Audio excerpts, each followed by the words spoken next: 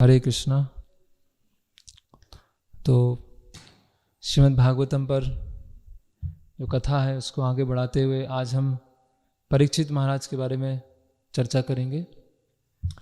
तो अभी तक हमने देखा श्रीमद् भागवतम को जो लेखन कार्य की जो प्रेरणा है वो किस तरह से व्यासदेव जी को मिलती है। नारद मुनि कैसे नारद मुनि बनते हैं, कैसे महान भक्त बनते हैं। फिर कुंती महारानी की प्रार्थनाएं जब भगवान हस्तिनापुर जाने वाले होते हैं। फिर भीष्म पितामह की प्रार्थनाएं और भीष्म पितामह का देह त्याग, उसके बारे में चर्चा किया। तो जब भीष्म पितामह अपना देह त्याग कर देते हैं तो उसके पश्चात युधिष्ठिर महाराज वापस कुरुक्षेत्र से हस्तिनापुर लौटते हैं और अपना राज्य फिर से करना प्रारंभ कर देते हैं, है ना। और उससे पहले ही भगवान ने परीक्षित महाराज को बचाया था उत्तरा के गर्भ में, है ना। तो जो परीक्षित महाराज का नाम परीक्षित कैसे हुआ कि जब उनको बचाया गया, है ना। तो हम देखते हैं कि श्रीमद् भागवतम के तीसरे स्कंद में बताया है कि 7वें महीने में जो शिशु है उनको चेतना आ जाती है ना। और उस समय इसलिए एक विशेष संस्कार भी होता है ना, जिससे जो शिशु है, बच्चा है, उसकी जो चेतना है उस पर सही रूप से इम्प्रेशन पड़े, संस्कार हो, तो उस समय संस्कार भी किया जाता है। तो 7वें महीने में बच्चे को चेतना आ जाती है। और भागवतम में ऐसा बताया है कि जब उसको चेतना आती है तो भगवान से वो प्रार्थना करता है कि भगवान जैसे ही मैं गर्भ से बाहर आऊँगा वैसे ही आपकी भक्ति में लग जाऊँगा, है ना। लेकिन ऐसा होता नहीं है। बाहर आता है तो बहुत सारे अलग अलग आसक्तियाँ, है ना, बहुत सारे सगे संबंधी, है ना। तो उसकी वजह से जो उसने भगवान को आश्वासन दिया था, है ना, कि जैसे ही मैं गर्भ से बाहर आऊँगा आपकी भक्ति करूँगा, उसको वो भूल जाता है। तो उसी तरह से जब अश्वत्थामा ने ब्रह्मास्त्र छोड़ा तो जो भगवान श्री कृष्ण है चतुर्भुज विष्णु के रूप में प्रकट होते हैं और परीक्षित महाराज को वो चतुर्भुज विष्णु जो है परमात्मा, उनके दर्शन होते हैं, है ना। और ये जो उनका जो आकार होता है वो एक अंगूठे के आकार के बराबर होता है ना, छोटा सा आकार।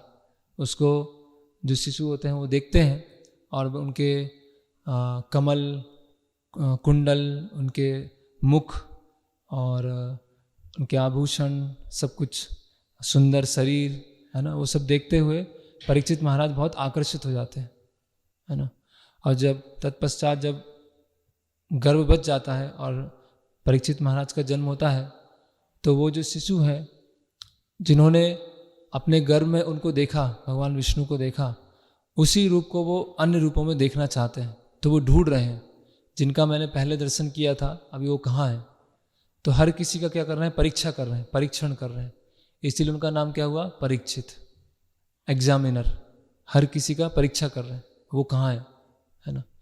फिर परीक्षित महाराज का जन्म होता है और जन्म के साथ जो संस्कार होते हैं वो संस्कार के लिए जो कुरु वंश के पुरोहित हैं उनको बुलाया जाता है।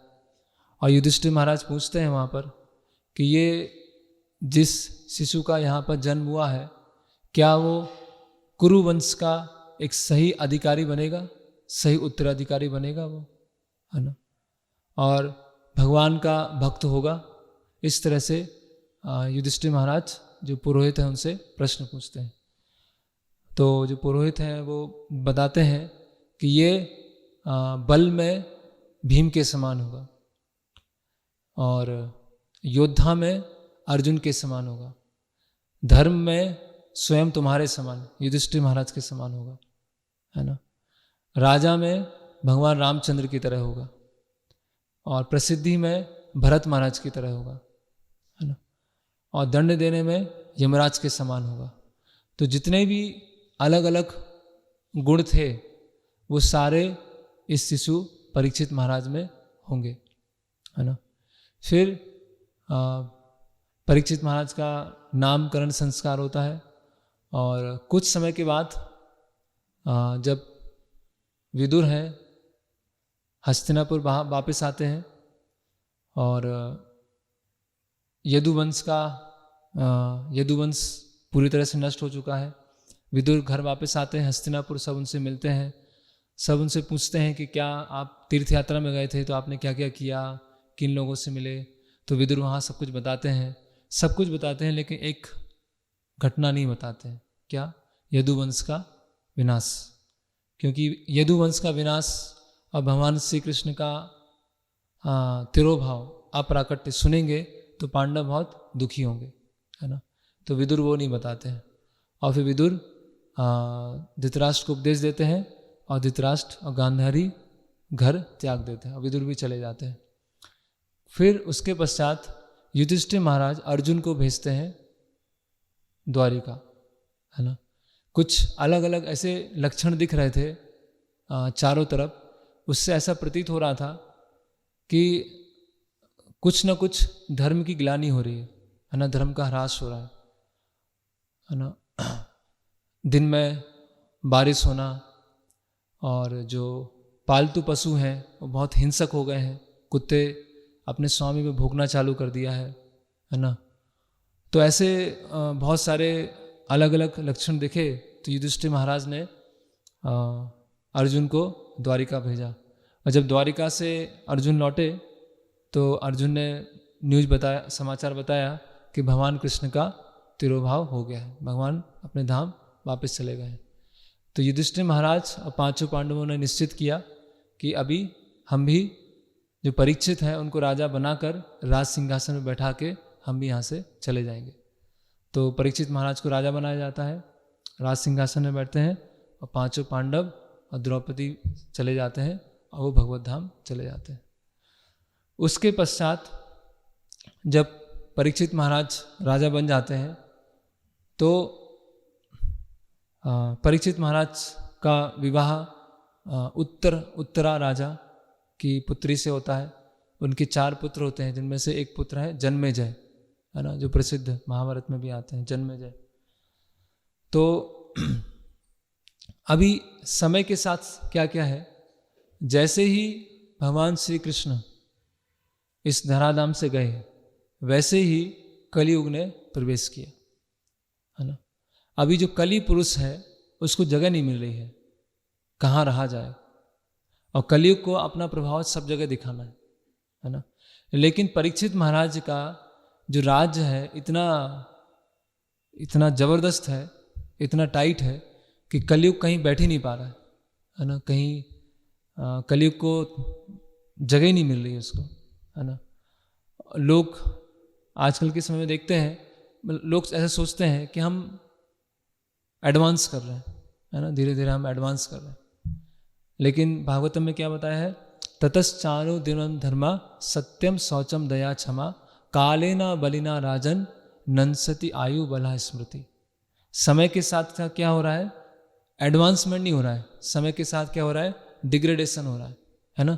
ततश्चानु दिनम धर्मा सत्यम शौचम दया क्षमा, है ना।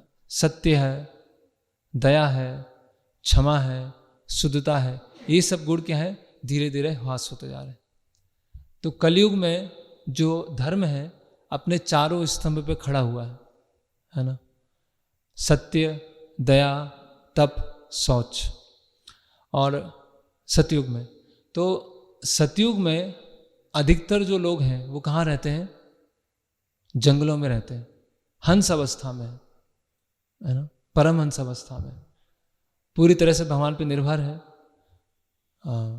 अधिकतर लोग। और वहाँ भी जो भी फल है ना, कंदमूल है, पानी पीकर उनका जीवन निकल रहा है। और लगभग सभी लोग आत्म साक्षात्कार को प्राप्त करते हैं, भगवत प्राप्ति करते हैं। लेकिन जैसे जैसे समय आगे बढ़ता है, त्रेता युग आता है, तो उनमें से कुछ लोग भविष्य के बारे में सोचना प्रारंभ करते हैं कि आज तो खाने को मिल गया है, आज तो पानी पीने को मिल गया है, लेकिन अगले दिन का क्या होगा, या कुछ महीने के बाद का क्या होगा। तो ऐसा क्या करते हैं, हम जंगलों से बाहर जाते हैं और कुछ अपनी झोपड़ी बनाना चालू करते हैं। झोपड़ी बनाएंगे और कुछ खेती करेंगे, कृषि करेंगे, है ना, कुछ पालन करेंगे। उससे धीरे धीरे क्या होगा, भजन करते रहेंगे, वो तो हमारा प्रमुख है, लेकिन साथ साथ में कुछ सिक्योरिटी रखेंगे जिससे अगले दिन के लिए या कुछ दिनों के बाद हमको खाने के लिए, रहने के लिए बन जाए। तो उससे क्या हुए, गांव बनना चालू हुए, है ना। मतलब गांव बने तो क्या हुआ, डिग्रेडेशन चालू हुआ, है ना। ऐसे गांव बने और गांव में लोगों ने रहना प्रारंभ कर दिया। तो गांव बने तो फिर वहाँ की अर्थव्यवस्था बनना चालू हुई, है ना।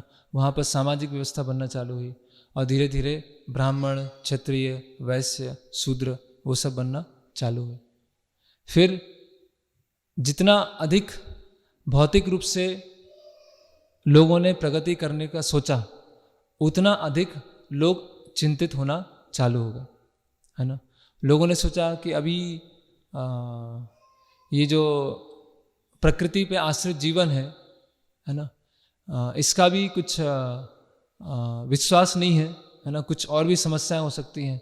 तो कुछ ना कुछ हम कुछ अलग अलग आविष्कार करते हैं, कुछ हम खोज करते हैं, है ना।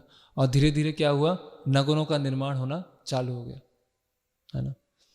और पहले छोटे कस्बे बने, फिर नगर बने और फिर बड़े बड़े शहर बने।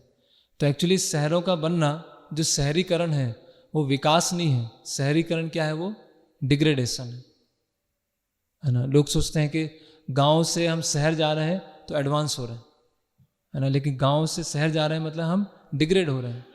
और हम देख भी सकते हैं जो बहुत ही अब तो बहुत कम बचा है, लेकिन अगर हम जो वास्तविक गांव हैं वहाँ पर जाएंगे जहाँ पर भौतिक रूप से बहुत ज़्यादा सुख सुविधाएं नहीं है, उन लोगों से मिलेंगे तो बहुत सत्य बोलना है, सरल स्वभाव है, कोई धोखाधड़ी नहीं है, कोई लड़ाई झगड़ा नहीं है, पीसफुली अपना रहते हैं। लेकिन जितना हम शहरों की तरफ धीरे धीरे आगे बढ़ेंगे और छोटे शहरों से बड़े शहरों की तरफ बढ़ेंगे तो उतना ज़्यादा डिग्रेडेशन और ज़्यादा बढ़ता जाएगा, है ना।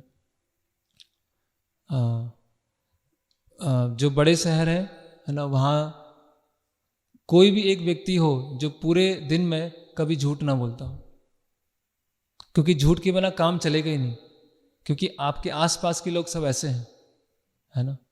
और स्वास्थ्य हम देख सकते हैं, है ना। आज कितने लोग हैं जो 100 साल तक जीते हैं, 100 साल, 110 साल, 120 साल, बहुत कम है।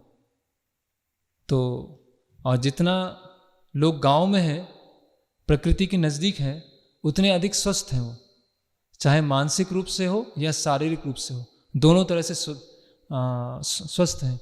लेकिन शहर में जाएंगे तो शहर में धीरे धीरे क्या होता जाएगा, आयु भी क्षीण होती जाएगी, मन भी खराब होता जाएगा और छोटी छोटी बातों पे झगड़ा, है ना। इसीलिए प्रभुपाद लिखते हैं कि कलयुग का एक विशेष लक्षण क्या है, थोड़ा सा कुछ बस लोगों को मिल जाए और झगड़ा चालू हो जाता है। किसी ने घर के सामने गाड़ी पार कर दिया और झगड़ा चालू, मेरे घर के सामने कर दिया, तुम्हारी रोड है क्या, तुम्हारे पिताजी की रोड है क्या, नहीं मेरी रोड है, क्या क्या कर लोगे। तो लोग क्या है, छोटी छोटी बात पे झगड़ा। ऐसे ट्रेन में जाते हैं, जनरल में बैठते हैं, तो जनरल में अभी तो पता नहीं, कुछ साल पहले कुछ लोग खिड़की से रुमाल रख दिया, तो रुमाल मतलब अब मेरी सीट हो गई, अभी अंदर आएंगे तो झगड़ा चालू, और ऐसा झगड़ा ऐसा चला, आधी जर्नी उसी में चली जाएगी। मतलब कलयुग का सिम्टम क्या है, कलह है, हिपोक्रेसी और क्वारल, है ना, कपटता और छोटी छोटी बातों पर झगड़ा। लोगों पर ट्रस्ट करना बहुत मुश्किल हो गया, है ना। पहले तो लोग भगवान के सामने जाते थे, न्याय मांगना होता था, और भगवान के सामने खड़े होते, जो चोर होता था वो भी डरता था, जो चोर है वो भी भगवान के सामने बोलने में डरता था कि मैं गलत नहीं बोलूं। आज क्या है, गीता के रूप के ऊपर हाथ रखते हैं और बोलते हैं जो कहूँगा सच कहूँगा। अभी वो भी होता है कि नहीं होता पता नहीं। तो कहने का मतलब क्या है, सत्य, सत्य, सत्य थोड़ा बहुत बचा है अभी, है ना।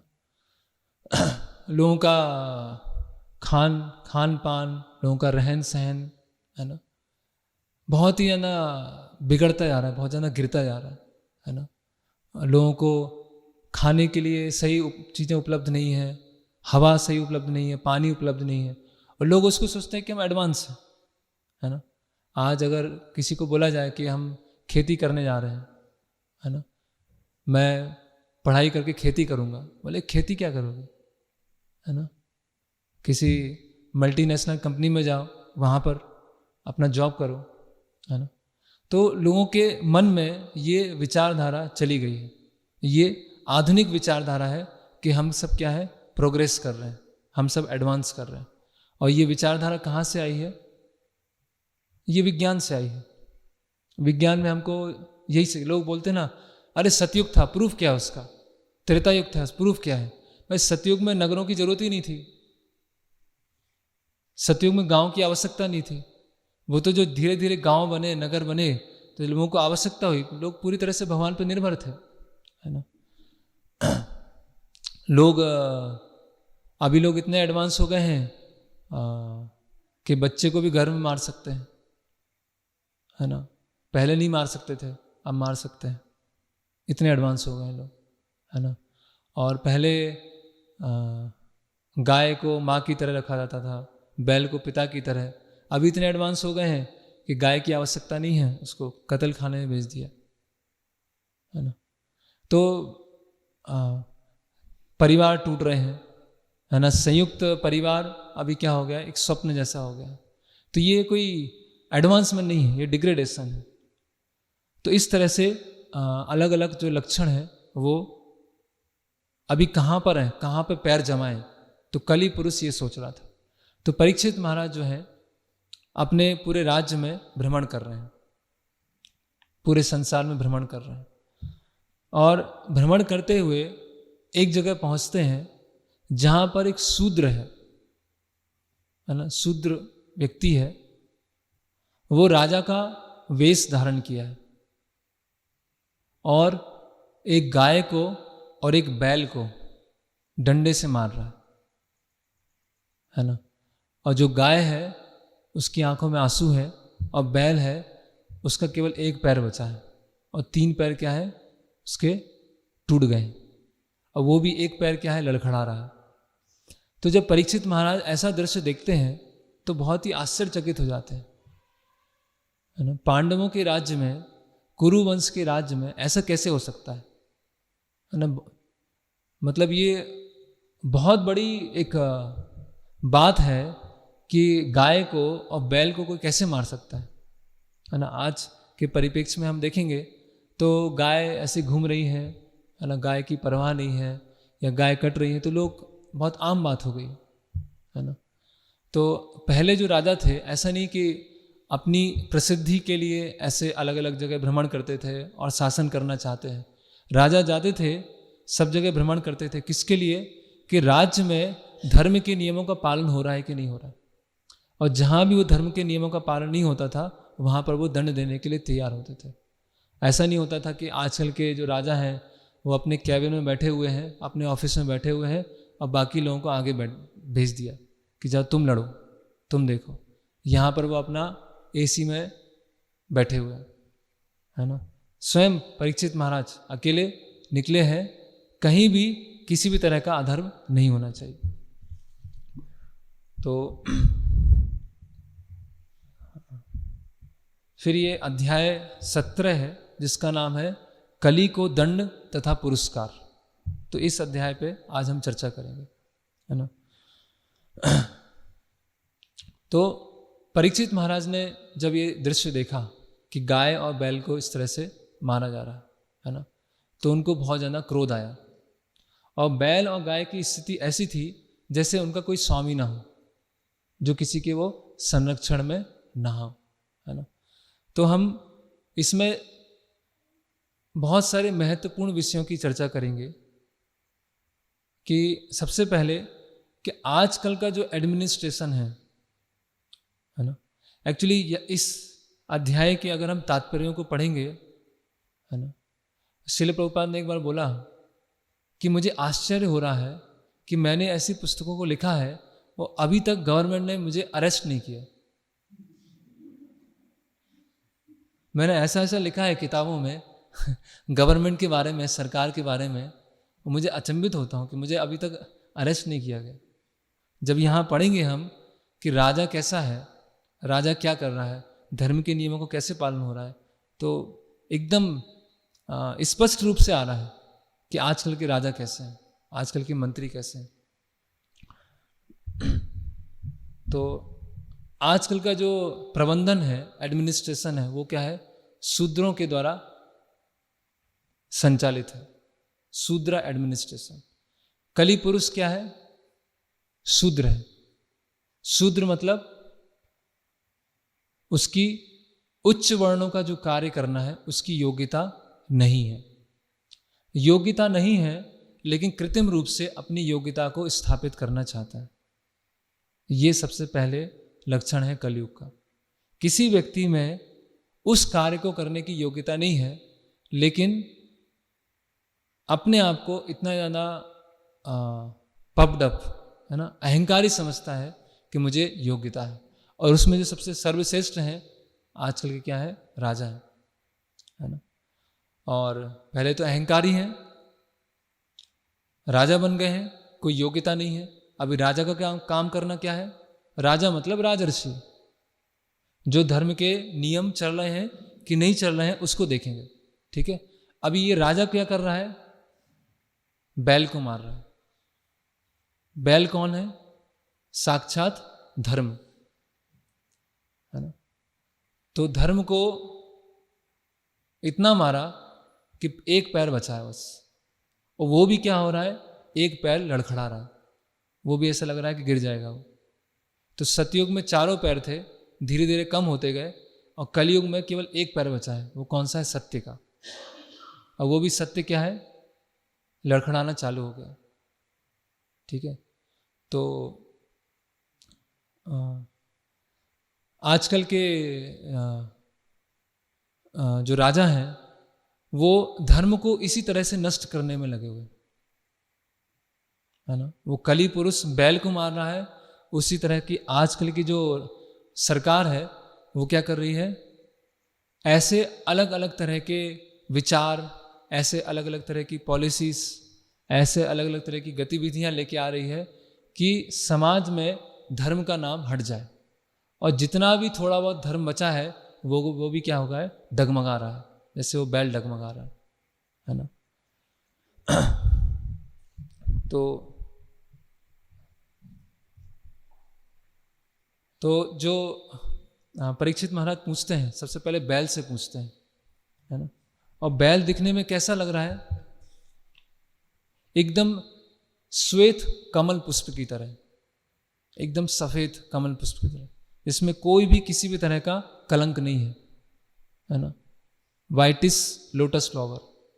तो वास्तव में धर्म कैसा है, अपने ओरिजिनल रूप में सफेद कमल के पुष्प की तरह। और आज इसकी स्थिति क्या हो गई है कि भयभीत है और वो डर रहा है ना। आज हम देखेंगे कि जो धर्म का, जो असुरगण है, जो धर्म का पालन नहीं करते हैं, वो अपनी धाक जमाने में लगे हैं, है ना। आजकल धर्म को नहीं मानना, या धर्म की खिल्ली उड़ाना, या धार्मिक लोगों का मजाक उड़ाना, उसको क्या समझा जाता है, स्मार्ट व्यक्ति समझा जाता है, उसको बहुत उन्नत व्यक्ति समझा जाता है। और जो धर्म को पालन करता है, या माला करता है, या मंदिर जाता है, या अपना जीवन बहुत ही सिंपल तरीके से जीता है, उसको क्या समझा जाता है, ये तो मूर्ख व्यक्ति है। तो धर्म की स्थिति क्या हो रही है, चरमरा रही है। और यहाँ लिखे हैं, वो इतना डरा हुआ था कि एक ही पैर पे खड़ा थरथरा रहा था और पेशाब कर रहा था, है ना। वो कली पुरुष से बहुत ज़्यादा डर रहा था, है ना। तो आजकल का जो गवर्नमेंट है, जिस गवर्नमेंट को बोलते हैं सेक्युलर गवर्नमेंट, है ना। सेक्युलर मतलब धर्मनिरपेक्ष। धर्मनिरपेक्ष का वास्तविक अर्थ है कि सभी धर्मों को समान रूप से सम्मान है और पालन करने की स्वतंत्रता है। लेकिन सेक्युलर स्टेट के नाम पे क्या हो गया है, नास्तिक स्टेट हो गया, एथीज्म फैल गया, है ना।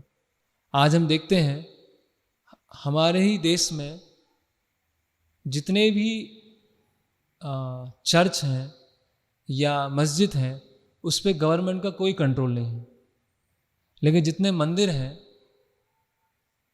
जो प्रसिद्ध मंदिर हैं, वहाँ पे गवर्नमेंट का पूरा कंट्रोल है। आप देखिए जगन्नाथपुरी मंदिर है ना, द्वारिका का मंदिर, सब ट्रस्ट से चल रहा है, ट्रस्ट और कहाँ गवर्नमेंट से जुड़ा हुआ है। तो गवर्नमेंट जो है जानबूझकर जो तीर्थ स्थान है या जो धर्म स्थल है, ऐसा प्रभुपाद बताते हैं अपने चैतन्य चरितामृत के तात्पर्य में कि गवर्नमेंट जानबूझकर तीर्थ स्थानों को गंदा रखती है, जानबूझ के वहाँ गंदगी फैलाती है। क्यों? क्योंकि गवर्नमेंट सोचती है कि जितना धर्म बढ़ेगा उतनी हमारी भौतिक प्रकृति कम होगी, इसीलिए किसी न किसी तरह से विज्ञान के थ्रू, अपनी पॉलिसीज के थ्रू, है ना, धर्म को हमको नीचे दिखाना है कि धार्मिक लोग क्या है, नीचे, है ना। और जो कथाकथित स्वतंत्रता हुई है ना, उसके बाद हमारे जो पहले प्रधानमंत्री थे उन्होंने क्या बोला कि आधुनिक भारत के मंदिर क्या होंगे, फैक्ट्री होंगे, और उसमें जो भगवान होंगे वो कौन होंगे, वहाँ की मशीनें होंगी, और वहाँ के पुजारी वहाँ के मजदूर होंगे। ये हमारे आधुनिक भारत के मंदिर हैं, फैक्ट्रीज, है ना। तो पूरी तरह से जो गवर्नमेंट है बिल्कुल भी इसको बढ़ावा नहीं दे रही। आज हमारी शिक्षा प्रणाली है उसमें प्रारंभ से लेकर 12वीं क्लास तक कहीं भी कैसा भी भगवान शब्द नहीं आता, कहीं पर भी नहीं आता। अगर भगवान शब्द कहीं आएगा या साइड में कोई ऐसा सब्जेक्ट ला देंगे, रामायण महाभारत, जिसके एग्ज़ाम नहीं होगा, जो पढ़ना चाहो पढ़ो, नहीं पढ़ना चाहो नहीं पढ़ो, है ना। और उसमें क्या बता देंगे उसको, माइथोलॉजी, हिंदू माइथोलॉजी, है ना। तो बचपन से ही प्रभुपाद लिखते हैं, वो जो श्लोक है, कौमारम आचरित प्राज्ञो धर्म भागवतम, यह उसमें बताते हैं कि कलयुग में जब कलयुग आगे बढ़ेगा तो जिनका जन्म होगा वो बहुत भाग्यशाली होंगे। क्यों? क्योंकि अधिकतर को तो एबॉर्शन करके मार दिया जाएगा, तो जो बाहर आएंगे वो भाग्यशाली होंगे, लेकिन जैसे ही उनको स्कूल और कॉलेज में डाला जाएगा तो उनका भाग्य फिर खत्म हो जाएगा, फिर जितना उनका इंक्लिनेशन था वो भी सब जो स्लॉटर हाउस हैं, कसाई घर है, वहाँ पे खत्म कर दिया जाएगा। फिर हम देखते हैं कि आजकल जब हम कहीं तीर्थ स्थान में कहीं पर जाते हैं, खासकर बहुत जगह है लेकिन उड़ीसा में ऐसा देखा है कि जाते हैं तो जो ब्राह्मण होते हैं बहुत पीछे पड़ जाते हैं एकदम, है ना, दान के लिए एकदम पीछे पड़ जाते हैं, है ना। तो एक्चुअली ऐसा था नहीं। हम और मथुरा जाएंगे तो वहाँ भी ऐसा हो गया है कि दान एकदम पीछे पड़ जाता है। तो वो ऐसा सिस्टम हुआ क्यों? क्योंकि जो ब्राह्मण हैं अंततः भगवान के ऊपर निर्भर हैं और ब्राह्मणों को देखभाल करने के लिए राजा हैं, लेकिन वो सिस्टम क्या है, पूरा सा चरमरा गया है। जैसे श्रील प्रभुपाद यहाँ पर बता रहे हैं कि जो सरकार है, जो आदर्श सरकार है, उसको 5 लोगों का संरक्षण करना होता है ना। अगर वो 5 लोगों का संरक्षण कर रही है सरकार, तो वास्तव में वो सही सरकार है। सबसे पहला है ब्राह्मणों का संरक्षण। ब्राह्मणों का संरक्षण मतलब ब्राह्मणिकल कल्चर का संरक्षण, ब्राह्मण संस्कृति का संरक्षण। और ब्राह्मण संस्कृति का संरक्षण मतलब इस चीज को बढ़ावा देना कि लोगों का जीवन शास्त्रों के अनुसार होना चाहिए। तो अभी कौन है जो ब्राह्मण संस्कृति को बढ़ावा दे रहे? ठीक है, अभी मंदिर बनने वाला है, बहुत सारी चीजें हो रही हैं, ठीक, कुछ हद तक अच्छा है, लेकिन शिक्षा कहाँ है ना। आज जो ब्राह्मण है, साउथ इंडियन ब्राह्मण IITs में जाते हैं, NITs में जाते हैं, और फिर अमेरिका जाके वहाँ पर जो शूद्र की नौकरी करते हैं, है ना। वो जो ब्राह्मण थे, अयंगर ब्राह्मण, जो श्री वैष्णव ब्राह्मण थे, जो बचपन से उनको श्लोक याद कराना, दिव्य प्रबंध याद कराना, वो सब छोड़ के क्या हो गया है, अभी मल्टीनेशनल कंपनी में बैठकर वहाँ पर एक ऐसे व्यक्ति के लिए काम कर रहे हैं जो पता नहीं और कितने लोगों को वो एक्सप्लॉइट कर रहे हैं। और इसको बढ़ावा दे रहे हैं।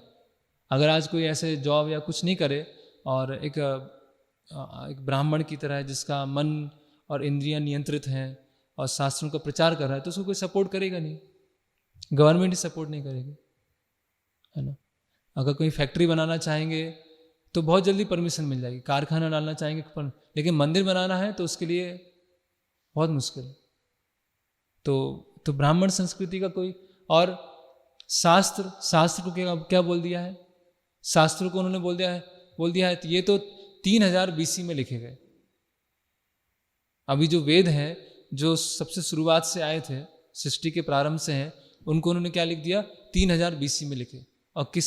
और किसने लिखे ये, कुछ एब ओरिजिन्स आदिवासियों ने लिखे। और आदिवासियों के राजा कौन थे, व्यासदेव,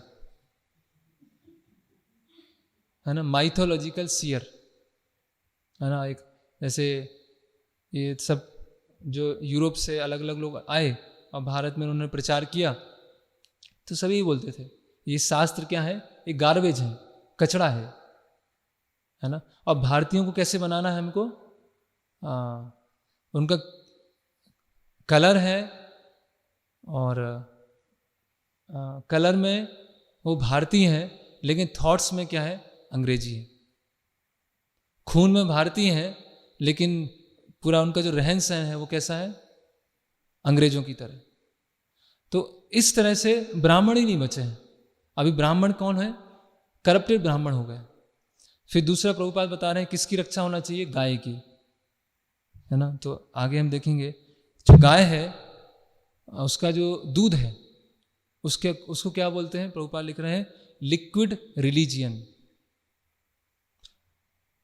द्रव्य रूप में धर्म है वो, है ना। और दिमाग के लिए, ब्रेन के लिए सबसे अच्छा जो पोषक तत्व है वो गाय के दूध में है।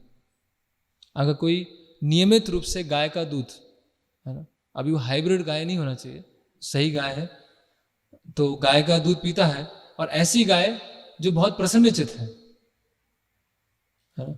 जैसे मान लीजिए कोई व्यक्ति, कोई मालिक है, अपने नौकर से काम करा रहा है और पूरा अपना डर बना के रखा है, अगर नौकर ने थोड़ा सा भी कुछ गड़बड़ किया तो मार देंगे उसको, पीटेंगे।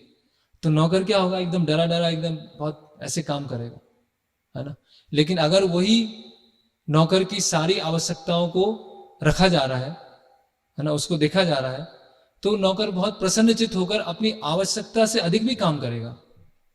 तो उसी तरह से गायों को पता है कि आगे चल के जब हम दूध देना बंद कर देंगे तो हमको कसाई घर छोड़ दिया जाएगा, तो वो पूरा डरी हुई है ना। तो दूध भी वो कम मात्रा में दे रही है।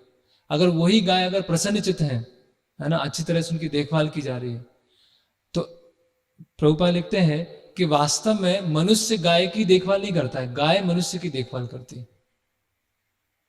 है ना। मनुष्य जो सुरक्षा देता है गाय को, उससे अधिक गाय मनुष्य को सुरक्षा देती है दूध देकर। और जब दूध देती है और जो दूध पीते हैं, उससे जो दिमाग बनता है, जिससे हम शास्त्रों को समझ सकते हैं, उससे हमको सुरक्षा प्राप्त होती है। तो गायों की ऐसी दुर्दशा है। भारत जो है सबसे बड़ा बीफ एक्सपोर्ट करने वाला कंट्री है, गायों का मांस बेचने वाला सबसे बड़ा जो देश है वो भारत है ना। क्योंकि मांस क्या है, बहुत स्वादिष्ट है ना। तो ऐसी ये स्थिति है। फिर तीसरा बताया जा रहा है कि राजा को वैदिक संस्कृति में स्त्रियों की सुरक्षा, है ना। तो ब्राह्मणों की सुरक्षा होगी तो शास्त्रों का ज्ञान फैलेगा, गायों की सुरक्षा होगी तो सभी के जो ब्रेन के जो सूक्ष्म तंतु हैं, फाइनर टिश्यूज हैं, वो डेवलप होंगे। फिर स्त्रियों की सुरक्षा, उससे क्या होगी, आगे आने वाली जो प्रजा है वो धार्मिक होगी, है ना। तो सुरक्षा के नाम पर बहुत सारे नारे तो हैं, लेकिन वास्तव में सुरक्षा नहीं हो रही है। वो क्या हो रहा है, सुरक्षा के नाम पर शोषण किया जा रहा है ना। और जो इस सुरक्षा के नाम के आड़े में जो स्त्रियां आ जाती हैं, वो ये नहीं समझ पा रही है कि ये सुरक्षा नहीं है ना। तो उसकी वजह से क्या हो रहा है, वर्ण संकर संतान उत्पन्न हो रही है। और वर्ण संकर संतानें मतलब जिनको धर्म में कोई रुचि नहीं है। फिर किसकी सुरक्षा? बच्चों की सुरक्षा, है ना। बच्चों की सुरक्षा कैसे प्रारंभ होती है? प्रभुपाद लिख रहे हैं गर्भाधान संस्कार से। प्रभुपाद की पुस्तक पढ़ेंगे तो ऐसे पूरा दिमाग क्या घूम जाएगा एकदम, कि ऐसा एकदम ऊपर से नीचे हो जाएगा, है ना। प्रभुपाद क्या बोले? बच्चों की सुरक्षा कब से चालू होगी? गर्भाधान संस्कार से। और बच्चों को इस तरह से सुविधा प्रदान करना है कि वो जीवन के अंतिम में भगवत धाम जाए, तब वो सुरक्षित है ना। सुरक्षा ऐसा नहीं कि बच्चे की सुरक्षा के लिए उसको गन दे दिया, है ना, अपनी सुरक्षा करो, या बच्चे को डांटा है तो सुरक्षा के लिए 108 लगा दिया या 100 लगा दिया। बच्चा अपनी सुरक्षा स्वयं कर सकता है, ये सुरक्षा नहीं। और पांचवा क्या बता रहे हैं? वृद्ध लोगों की सुरक्षा, है ना। वृद्ध लोगों की सुरक्षा, जिससे अब जितना जो जीवन बचा हुआ है उसको पूरी तरह से भगवत साक्षात्कार में रखते हुए अगला जीवन जो क्या है वो भगवत धाम की हो। और जो उनका अनुभव है, जो उनका पूरे जीवन का एक्सपीरियंस है, उसके आधार पर बाकी लोगों को मार्ग निर्देशन देना। तो इस तरह से अगर 5 लोग सुरक्षित हैं तो समाज क्या है? सुचारू रूप से चलेगा। लेकिन ये दुर्भाग्य है कलयुग का कि लोग, प्रभुपाद लिख रहे हैं, अलग अलग तरह के इज्म बनाते हैं। इज्म, है ना, हिंदुइज्म, इस्लामिज्म, है ना, कम्युनिज्म, कैपिटलिज्म, फेमिनिज्म, है ना, कास्टिसिज्म। तो ऐसे बहुत सारे क्या है? इज्म है ना। तो लोग एक इज्म से दूसरे इज्म पर जाते रहते हैं। फिर परीक्षित महाराज गाय से पूछते हैं, है ना। तो ये पहले धर्म की बात हुआ। और धर्म में प्रभुपाद ये भी लिख रहे हैं कि जो नागरिक गण है उनको गुरु और साधु और शास्त्र, उस पर बिल्कुल भी भरोसा नहीं है, बिल्कुल भी उनका सम्मान नहीं है ना। और जो बैल है, जो एक पैर पे खड़ा हुआ है, वो भी क्या है? किसी भी समय टूट सकता है। तो जो धर्म का पालन कर रहे हैं किसी तरह से और धर्म के नियमों को बनाना चाहते हैं, उसको भी क्या किया जाता है? अपोज किया जाता है ना। जैसे आज हम कहीं ट्रेडिशनल गुरुकुल प्रारंभ करने का प्रयास करेंगे तो उसके विरोध में बहुत सारे लोग आ जाएंगे, है ना। अगर हम किसी को सरकारी शिक्षा नहीं देंगे, गवर्नमेंट की शिक्षा नहीं देंगे, तो लोग बोलेंगे इसको तो अनपढ़ छोड़ दिया, इसको शिक्षा नहीं दिया। तो जो भी बचा कुचा धर्म को बनाए रखना चाहते हैं उसको भी क्या कर रही है? गवर्नमेंट तोड़ रही है ना, अलग अलग अपनी पॉलिसीज को लाके, है ना। फिर क्या है? अभी गाय की कैसी दशा है वो देखते हैं। गाम चा धर्म दुधाम दीनाम वृषम शूद्र पदाहताम, है ना। तो गाय क्या है? बहुत दुखी खड़ी है वहां पर, है ना। और उसका बछड़ा वहां पर नहीं है, बछड़ा उसका छीन लिया गया। आंसू आ रहे हैं, बहुत कमजोर है, और थोड़ी सी भी गाय के लिए वो, थोड़ी सी भी घास के लिए वो लालायित है, थोड़ी भी घास उसको नहीं मिल रही है ना। तो धर्म की ऐसी स्थिति है, मतलब पिता की ऐसी स्थिति है और माँ की ऐसी स्थिति है। तो जिस समाज में माता पिता का संरक्षण नहीं होगा उस समाज की कैसी स्थिति होगी, है ना। और प्रभुपाद लिख रहे हैं कि जो गाय का जो दूध है उससे बहुत सारी चमत्कारी चीज़ें बनाई जा सकती है ना। अगर जो बैल है वो खेती में वो अन्न प्रदान करता है, अन्न और दूध को मिला के ऐसे बहुत सारी चीज़ें बनाई जा सकती हैं जहाँ पर ये कसाई घर और ये मीट शॉप ये सब खोलने की आवश्यकता नहीं है ना। तो जो राजा है, जो भी प्रजा पुण्य करती है या पाप करती है, उसका 1/6 पार्ट जो है राजा के पास जाता है। तो परीक्षित महाराज देख रहे हैं कि अगर उनके राज्य में ऐसा हो रहा है, गाय और बैल को मारा जा रहा है, तो वो ये जो कर रहा है उसका जो पाप है उसका 1/6 भाग जो है उनके ऊपर भी जाएगा। इसीलिए राजा क्या होते थे, सतर्क होते थे। राजा ऐसा नहीं कि बस राजा बन गए अभी तानाशाह, राजा सतर्क हैं, किस धर्म का पालन कर रहे हैं क्यों नहीं कर रहे हैं, क्योंकि वो पूरे वंश का नाम है, पांडवों का वंश है ना, भरत, राजा भरत का वंश। तो परीक्षित महाराज फिर अभी क्या करते हैं, परीक्षित महाराज अपने रथ पर बैठे हुए थे और पूरा उनका कवच और स्वर्ण से सज्जित थे, धनुष बाण रखा हुआ था, है ना, और मेघ की तरह, वज्र की तरह गंभीर भाषा में उस शूद्र से उन्होंने बोला। आपने क्या किया, उन्होंने तलवार को निकाल लिया उस शूद्र को दंड देने के लिए, है ना। तो ये एक बहुत सारे लक्षणों में से एक राजा का प्रमुख लक्षण है कि कलयुग को थोड़ा भी पैर रखने नहीं देगा। वो कहीं भी वो देखेगा अगर धर्म के नियमों का हास हो रहा है या गाय को मारा जा रहा है, तुरंत ही वो एक्शन लेगा, है ना। आज क्या हो रहा है, शराब की फैक्ट्रियाँ खुली हुई हैं, धड़ल्ले से मांस बिक रहा है, कोई परवाह नहीं। हम तो क्या है, सेक्युलर हैं, हम तो धर्मनिरपेक्ष। तो प्रभुपाद लिख रहे हैं कि जो बोर्ड बैंकिंग के द्वारा राजा बनते हैं या बोर्ड बैंकिंग के द्वारा शासक बनते हैं, उन अधम शासक और उस अधम जनता के प्रतिनिधि, उनकी तुलना परीक्षित महाराज से कभी नहीं की जा सकती, है ना। उनके पोस्ट का, उनकी शक्ति का कोई महत्व नहीं है ना। बहुत सारे शूद्र हैं, उसमें से सबसे बड़ा जो शूद्र था उसको चुन लिया गया, है ना। जो सबसे ज़्यादा कपटी था उसको चुन लिया गया, और वो उसकी जनता की इच्छाओं को पूरा नहीं कर पाया तो उसको बाहर फेंक दिया, फिर दूसरे को लेके आए, है ना। तो ये ऐसा, लेकिन जो मोनार्की है उसमें ऐसा नहीं है, राजा धर्म के। इसीलिए जब उनका नामकरण संस्कार हो रहा है परीक्षित महाराज का, तो परीक्षित महाराज, युधिष्ठिर महाराज पूछ रहे हैं कि ये हमारे वंश का वास्तव में प्रतिनिधि बनेगा कि नहीं बनेगा, हमारे वंश में सबने धर्म का पालन किया है, ऐसा हुआ कि नहीं होगा, है ना। तो इस तरह से फिर जो परीक्षित महाराज हैं पूछते हैं, कली को पूछते हैं कि कौन हो तुम, है ना। और कलयुग के दो चीजें बता रहे हैं अभी।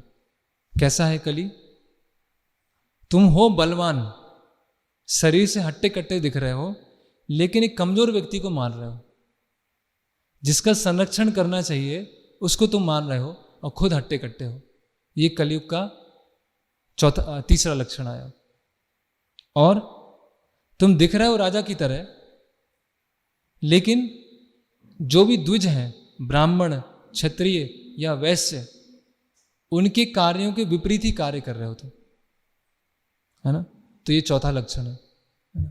तो आज क्या है, माइट इज राइट, जिसकी लाठी उसकी भैंस, ये हो गया है।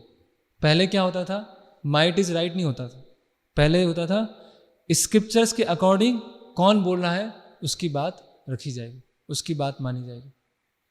आज क्या हो गया है कि किसी के पास बहुत पावर है, बहुत शक्ति है, कोई ऐसा देश है, वो कुछ भी करेगा उसको सोशल वेलफेयर के गिन लिया जाएगा, है ना।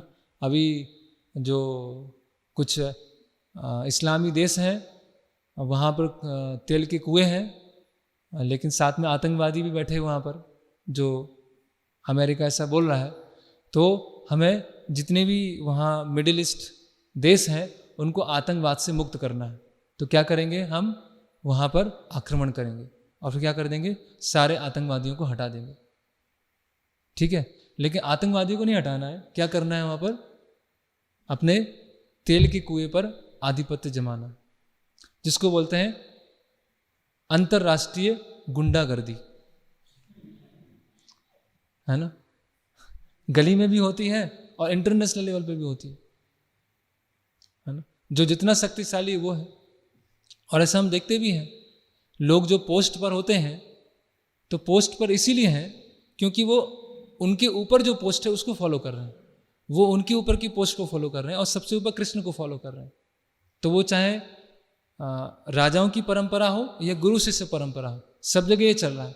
लेकिन आज क्या है, राजा है, बस जो जैसा मैं बोल रहा हूँ वो सत्य है, मैं क्या बोल रहा हूँ उससे फर्क नहीं पड़ रहा।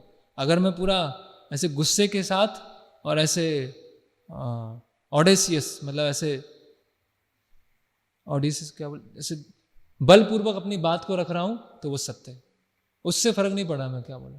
इसीलिए लोगों को सिखाते भी हैं आजकल, तुम क्या बोल रहे हो उस पर निर्भर नहीं कर रहा, कैसे अपने आप को व्यक्त कर रहे हैं उस पर निर्भर करता है ना।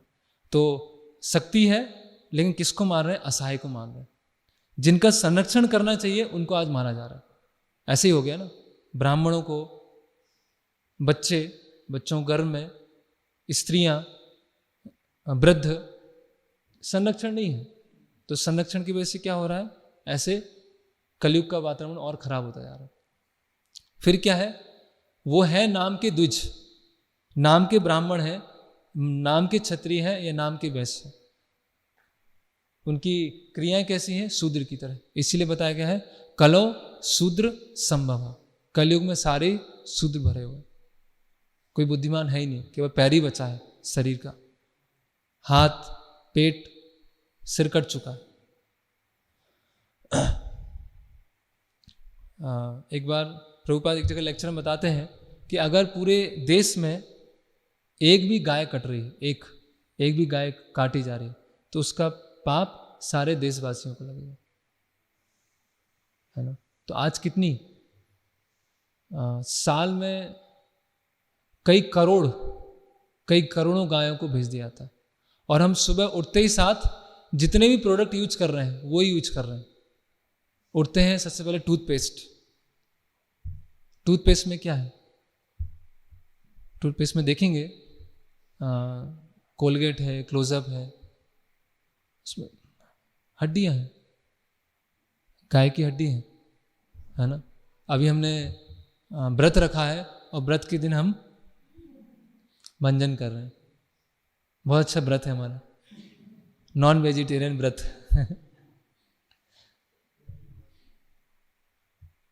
है ना। साबुन यूज करते हैं, है ना। पहले तो वो फेयर एंड लवली आता था, अभी ग्लो एंड लवली आ गया, थोड़ा चेंज हो गया। सबसे ज़्यादा जो एनिमल प्रोडक्ट्स होते हैं वो किस में होते हैं, कॉस्मेटिक्स में होते हैं। सबसे ज़्यादा एनिमल प्रोडक्ट कॉस्मेटिक्स में होते हैं, और कॉस्मेटिक मार्केट क्या है, सबसे बढ़िया चल रहा है, उसको यूज कर रहे हैं। साबुन में भी एनिमल फैट है, उसको यूज करते हैं। आप दिन में देखिए, इतनी पूरा अगर हम 24 घंटे देखेंगे तो बहुत ही कम चीज़ होगी जिसमें ये एनिमल प्रोडक्ट ना हो, है ना। और वो क्यों हो रहा है, डिमांड क्यों है, मतलब गायों को काटा जा रहा है और उससे जो प्रोडक्ट मिलता है वो लोग पहन रहे हैं, उसको यूज कर रहे हैं, है ना।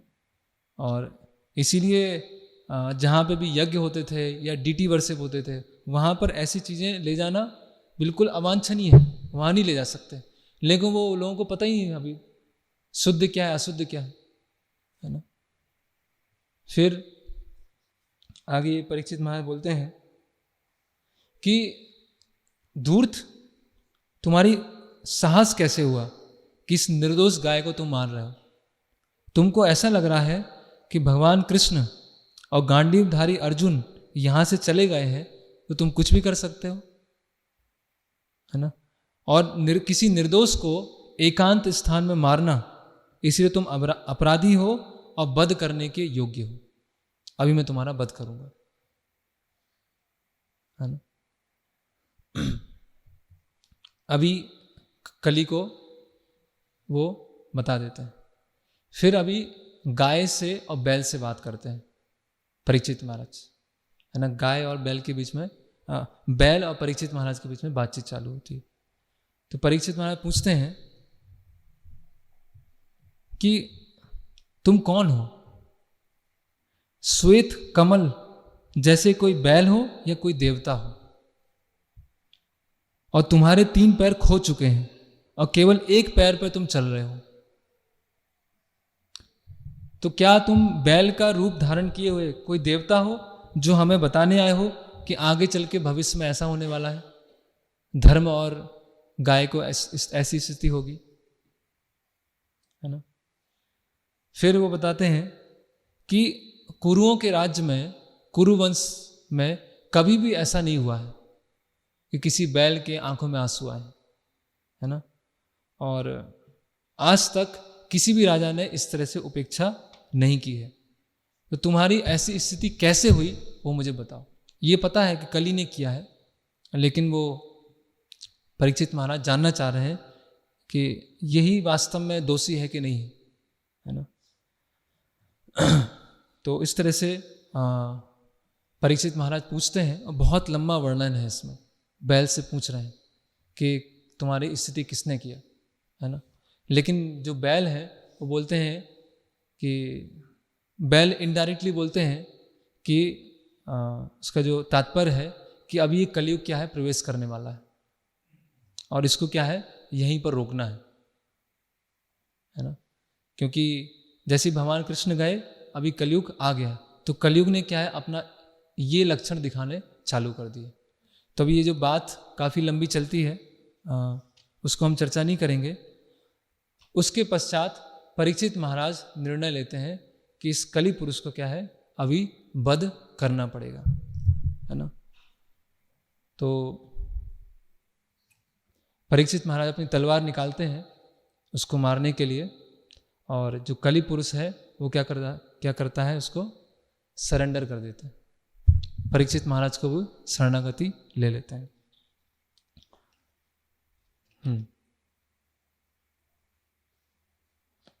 तो जैसे ही भगवान परीक्षित महाराज ने तलवार निकाली, कली पुरुष क्या है, डर गया, है ना। तो प्रभुपाद लिखते हैं कि जो भी समाज के नेता हैं, है ना, जो भी बुद्धिमान वर्ग है और जो भी भक्त हैं, उनको कलयुग की स्थिति को देखकर बैठे नहीं रहना चाहिए कि क्या करें, कलयुग है। कुछ लोग बोलते हैं ना, क्या कर सकते हैं, कलयुग है अभी तो। नहीं, ऐसा नहीं है। जैसे परीक्षित महाराज ने उसको वहाँ पर रोका, वैसे ही जो भक्त हैं, बुद्धिमान लोग हैं और समाज के नेता हैं, उनको भी क्या होना चाहिए, पूरी तरह से सजग होना चाहिए।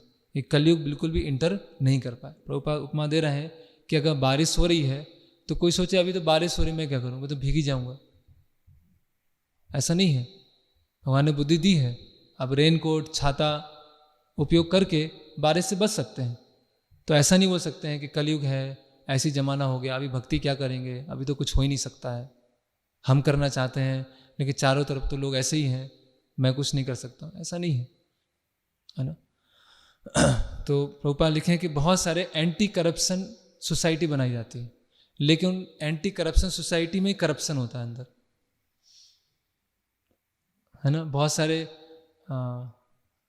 एंटी करप्शन वाले आते हैं, ऑडिटिंग वाले आते हैं, और ऑडिटिंग वालों को क्या करते हैं, पहले से खिला के रखते हैं। ऑडिटिंग में आए तो आप ऐसे ऐसे बता देना। तो जो एंटी करप्शन वाले हैं वही करप्ट हो गए, तो कौन करप्शन कौन निकालेगा। तो प्रभुपाद लिखे कि जैसे ही, प्रभुपाद बहुत स्ट्रॉन्ग लिख रहे हैं कि जैसे ही कहीं पर wine shop, slaughter house, drugs बिक रहे हैं, उसको तुरंत ही जिन्होंने उसको खोला है उनको मृत्यु दंड दे देना चाहिए। फिर 29 नंबर श्लोक, फिर यहाँ, जब कली ने समझ लिया कि राजा उसको मार डालना चाह रहा था तो उसने तुरंत राजा का वेश त्याग दिया। अभी ऐसे लोग कैसे होते हैं, तुरंत राजा का वेश त्याग दिया। योग्यता तो है नहीं, अगर सामने वाला भी क्षत्रिय है और उसको ललकारेंगे तो युद्ध करेगा वो, लेकिन ये क्षत्रिय है ही नहीं, ये तो शूद्र है ना। तो ऐसे ही आजकल के लोग क्या, योग्यता नहीं है, उस पोस्ट पर आ गए हैं, और कोई ऐसी विपत्ति आ गई तो तुरंत क्या है,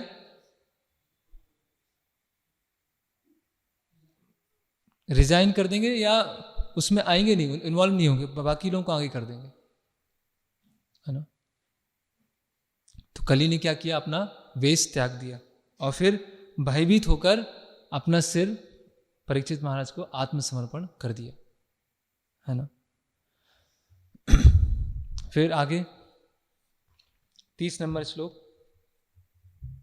अभी क्षत्रियों का एक गुण है कि जो उनकी शरण में आते हैं, क्षत्रिय उनको क्या करते हैं, फिर अभय दान दे देते हैं, है ना। अभी ऐसा क्यों है, क्योंकि वो शरणागत आ गया है तो अभी भी कुछ उत्पात नहीं मचाएगा वो, है ना। तो परीक्षित महाराज ने देखा और उसका कुछ 2 आंतरिक कारण भी हैं, उसको हम थोड़ा आगे चल के चर्चा करेंगे। तो परीक्षित महाराज ने देखा कि इसने तो क्या है, मेरी अभी शरण ग्रहण कर ली है, ठीक है, अभी ये कुछ करने नहीं वाला है, तो इसको क्या है, अपनी शरण में छोड़, इसको संरक्षण दे देते हैं, है ना। तो परीक्षित महाराज थोड़ा प्रसन्न हो रहे हैं, हंस रहे हैं ऐसी स्थिति को देखकर, है ना, कि ये राजा बन रहा था और इसका वास्तविक रूप निकल आया, है ना। और मेरी तलवार एक बार जब निकली है तो वो शत्रु को मार के ही रुकी है, लेकिन पहली बार ऐसा हो रहा है कि मुझे इसको कली पुरुष को छोड़ना पड़ रहा है ना। फिर अभी कली पुरुष रहेगा कहाँ पर, जगह भी चाहिए उसके लिए, है ना। तो श्लोक क्रमांक 31। तो परीक्षित महाराज ने बोला कली पुरुष को, बोलते हैं कि हमारा जो यश है वो पांडवों के यश से हमारा यश आया, हम पांडवों के उत्तराधिकारी हैं, हम क्या हैं, अर्जुन के उत्तराधिकारी हैं। तो तुम अपने प्राणों की रक्षा चाहते हो तो ठीक है, मैं तुम्हारे प्राणों की रक्षा करता हूं, है ना, लेकिन तुम मेरे राज्य में नहीं रह सकते, और कहीं जाके रहना, यहां मेरे राज्य में मत रहो, और कहीं जाके रहो, मैंने तुमको अभयदान दे दिया, है ना। फिर आगे बोलते हैं कि कलियुग को मैं अपने राज्य में इसीलिए नहीं रहने दे रहा हूं क्योंकि जैसे ही ये आएगा तो क्या बढ़ जाएगा, लोभ, असत्य, डकैती, अशिष्टता, विश्वासघात, दुर्भाग्य, कपट, कलह और दंभ जैसे अधर्म का बोलबाला हो जाएगा। और सारे गुण अभी एकदम लोगों में कूट कूट के भरे हुए हैं। लोभी, संतुष्ट नहीं है, असत्य, डकैती, तो इसमें हमने चर्चा किया। तो धर्म के क्या स्तंभ हैं? सत्य, दया, तप और शौच, है ना। तो जिस पंथ में या जिस सेक्ट में इन चारों को जितना अच्छी तरह से फॉलो किया जाता है वो उतना उन्नत स्तर का धर्म होता है। जैसे कई लोग बोलते हैं, कोई हिंदू बोल रहा है अपने आप को, कोई मुस्लिम बोल रहा है, कोई क्रिश्चियन बोल रहा है, आपस में क्या हो रहा है, सांप्रदायिक झगड़े हो रहे हैं। तो किसी से भी चर्चा करना है तो चर्चा करना है कि आप सत्य, दया, तप और शौच इसको कितना पालन करते हैं। अभी उसको साइड में रखिए, अभी बाइबल, कुरान, भगवत गीता को थोड़ा सा हम रख देते हैं और फिर इस पर चर्चा करते हैं कि सत्य, दया, तप और शौच इसको कितना पालन कर रहे हैं। दया, दया मतलब पशुओं को नहीं मारना, तो कौन सी दया को फॉलो किया जा रहा है? इतने बड़े स्तर पर, है ना, मशीनों के द्वारा हजारों गायों को, हजारों पशुओं को मारा जा रहा है और उनके शरीर से जो उत्पाद हैं वो बनाए जा रहे हैं। तो कौन सी दया का, किसका उपयोग कर रहे हैं? अभी कुछ समय पहले एक ऐड आया था, चिकन चाट मसाला, श्री राम चिकन चाट मसाला, है ना, वो ब्रांडिंग है श्री राम की और चिकन मसाला है ना। तो ये जानबूझ के क्या है, ऐसे जो धर्म है उसको नीचा दिखाने के लिए। तो धर्म क्या है? धर्मस्य तत्तम निहितम गुहाय, है ना। तो जो इन 4 स्तंभों को जितना अधिक पालन कर रहा है वो उतना अधिक धार्मिक है। इसलिए 4 नियम है, हम देखते हैं कि श्रील प्रभुपाद ने नहीं बनाए, ये तो भागवतम की शुरुआत में ही है 4 नियम। पहले जब दीक्षा होती थी तो पहले लोगों से नहीं पूछा जाता कि 4 नियम पालन करेंगे कि नहीं करेंगे, कि जुआ नहीं खेलना, नशा नहीं करना, अवैध स्त्री पुरुष संग नहीं करना, मांसाहार नहीं करना, तो ये नहीं पूछते थे। महाराज जी को बता रहे थे कि कभी कभी दक्षिण भारत में वो दीक्षा देते हैं तो वहाँ पर जो वृद्ध पुरुष या वृद्ध स्त्रियाँ होते हैं तो उनसे उनको बोलना होता है 4 नियम बताओ, है ना। तो बोलते हैं कि मांसाहार नहीं करना, जुआ नहीं खेलना, नशा नहीं करना। तो जब उनको बोलना होता है अवैध स्त्री पुरुष संग नहीं करना, तो बोलने में हिचकिचाते हैं। क्यों? क्योंकि उनके जीवन में कभी मन में कभी विचार आया ही नहीं कि ऐसा भी कुछ होता है। तो उनको पहले याद कराना पड़ता है, फिर उनको दीक्षा के समय बुलवाना पड़ता है। बाकी उनके मन में कभी ऐसा आया ही नहीं कि जीवन में कुछ अवैध स्त्री पुरुष संग जैसी कोई चीज होती भी है, ऐसा कभी विचार ही नहीं आया। तो इतने शुद्ध लोग हैं जो कभी ऐसा विचार नहीं आया, और अभी स्थिति क्या हो गई है, लोग इतने ज़्यादा गिर गए फेसबुक और इसके माध्यम से बहुत सारी घटनाएं होती हैं। तो जो इन 4 नियमों को जितना अच्छी तरह से पालन कर रहा है वो धार्मिक है ना। फिर आगे परीक्षित महाराज बोलते हैं कि तुम ऐसे स्थान में कहीं नहीं रह सकते हैं जहां पर यज्ञ हो रहे हैं, जहां विष्णु की प्रसन्नता के लिए यज्ञ हो रहे हैं वहां पर नहीं हो सकते। तो प्रभुपाद यहाँ पर संकीर्तन यज्ञ का गुणगान कर रहे हैं, है ना, कि जहां पर भी संकीर्तन यज्ञ होगा वहां पर कलौ दोष निधे राजन अस्ति एको महान गुणा कीर्तनाद एवं कृष्णस्य मुक्त संग परम व्रजित। जो कलयुग है, कले दोष निधे राजन, है ना, दोषों का क्या है, समुद्र है, लेकिन अस्ति एको महान गुणा, उसमें एक महान गुण क्या है, कीर्तनाद एवं कृष्णस्य मुक्त संग परम व्रजित। तो अभी कहाँ जगह मिलेगी समझ में नहीं आ रहा है। तो श्लोक क्रमांक 35, है ना। तो जब इस तरह से वो बोलते हैं कि देखो मेरे राज्य में तुम रह नहीं सकते हो, जहाँ यज्ञ चल रहे हैं वहाँ नहीं रह सकते हो, जहाँ धर्म का पालन कर चल रहा है वहाँ नहीं रह सकते हो, तो अभी जो है कली पुरुष डर जाता है। वो सोचता है कि पूरी पृथ्वी पर तो परीक्षित महाराज का राज्य है, तो मैं जाऊंगा तो कहाँ जाऊंगा अभी, है ना।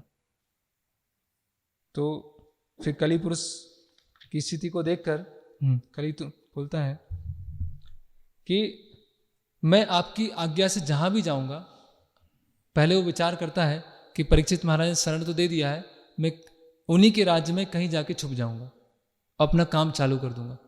तो बोलता है कि आप इतने शक्तिशाली हैं, इतने सूरवीर हैं कि जहां भी मैं जाऊंगा आप मुझे देखेंगे और मुझे डर लगेगा, है ना। तो प्रभुपाद लिख रहे हैं कि राजा ऐसा होना चाहिए कि लोगों को पाप करने में डर लगे, है ना। कली पुरुष घबरा रहा है कि मैं दूसरी जगह जाके भी कुछ किया लेकिन परीक्षित वहां भी पहुंच जाएंगे। अतएव हे धर्म रक्षकों में श्रेष्ठ, कृपा करके मेरे लिए कोई स्थान निश्चित कर दें जहां मैं आपके शासन के संरक्षण में स्थायी रूप से रह सकूं। बोलते हैं पूरी पृथ्वी पर आपका राज्य है, तो बाहर तो मैं जा नहीं सकता, छुपने का भी प्रयास करूंगा तो आप ढूंढ लेंगे, तो मैं क्या करूं, तो आप ही अपने संरक्षण में मुझे दे दीजिए। तो परीक्षित महाराज बोलते हैं कि ठीक है। श्लोक क्रमांक 38, परीक्षित महाराज बोलते हैं कि मैं तुमको 4 जगह स्थान देता हूं, वहां जाके रह लेना। क्या है, द्यूतम पानम स्त्रिया सूना यत्रा धर्म चतुर्विधा, जहां पर लोग जुआ खेलते हैं, है ना, शराब पीते हैं, अवैध स्त्री पुरुष संग होता है, और जहां पर पशुवध होता है, वहां पर कलयुग वहां पर रहना चालू कर दे। तो प्रभुपाद बता रहे हैं कि इन 4 चीजें नहीं हो उसके लिए क्या किया जा सकता है ना। प्रभुपाद बोले तपस्या का गुण कैसा हो। प्रभुपाद बोलते हैं कि पूरे भारत में कंपलसरी होना चाहिए कि महीने में आपको 2 एकादशी करना है ना। प्रभुपाद तात्पर्य में लिख रहे हैं, इससे क्या होगा, लोगों में तपस्या का गुण आएगा एकादशी पालन करने से, और बहुत सारी जो खाने की समस्या है वो वैसे सुलझ हो जाएगी, इतना सारा सब सेव हो जाएगा। तो हर व्यक्ति को भारत में 2 दिन एकादशी करना चाहिए, है ना। उसमें tons of food will be saved, है ना, बहुत सारा खाना बच जाएगा। फिर प्रभुपाद बता रहे हैं कि जो लड़का है वो 24 साल और जो लड़की है वो 16 साल, उसमें उनका कंपलसरी मैरिज हो जाना चाहिए। उससे क्या होगा, अवैध स्त्री पुरुष संघ के जो अवसर है वो खत्म हो जाएंगे। 24 साल और 16 साल, है ना। प्रभुपाद लिख रहे हैं अगर कोई को एजुकेशन करना चाहता है, अगर स्कूल में या कॉलेज में को एजुकेशन जाना चाहते हैं तो विवाह करने के बाद वो को एजुकेशन में जाए, है ना। वो विवाहित हो तभी वो को एजुकेशन में जाए, तो वो अवैध स्त्री पुरुष के जो चांस है वो खत्म हो जाएंगे, है ना। और जो डाइवर्स का जो नियम है उसको निरस्त कर देना चाहिए, क्योंकि जो डाइवर्स है वो अवैध स्त्री पुरुष संघ को बढ़ावा देता है। फिर बता रहे हैं कि लोगों को सभी तरह के जो नशा है उसको छोड़ देना चाहिए। सारी तरह के नशा की जो फैक्ट्री है ना, बीड़ी पीना, सिगरेट पीना, तंबाकू खाना और चाय पीना।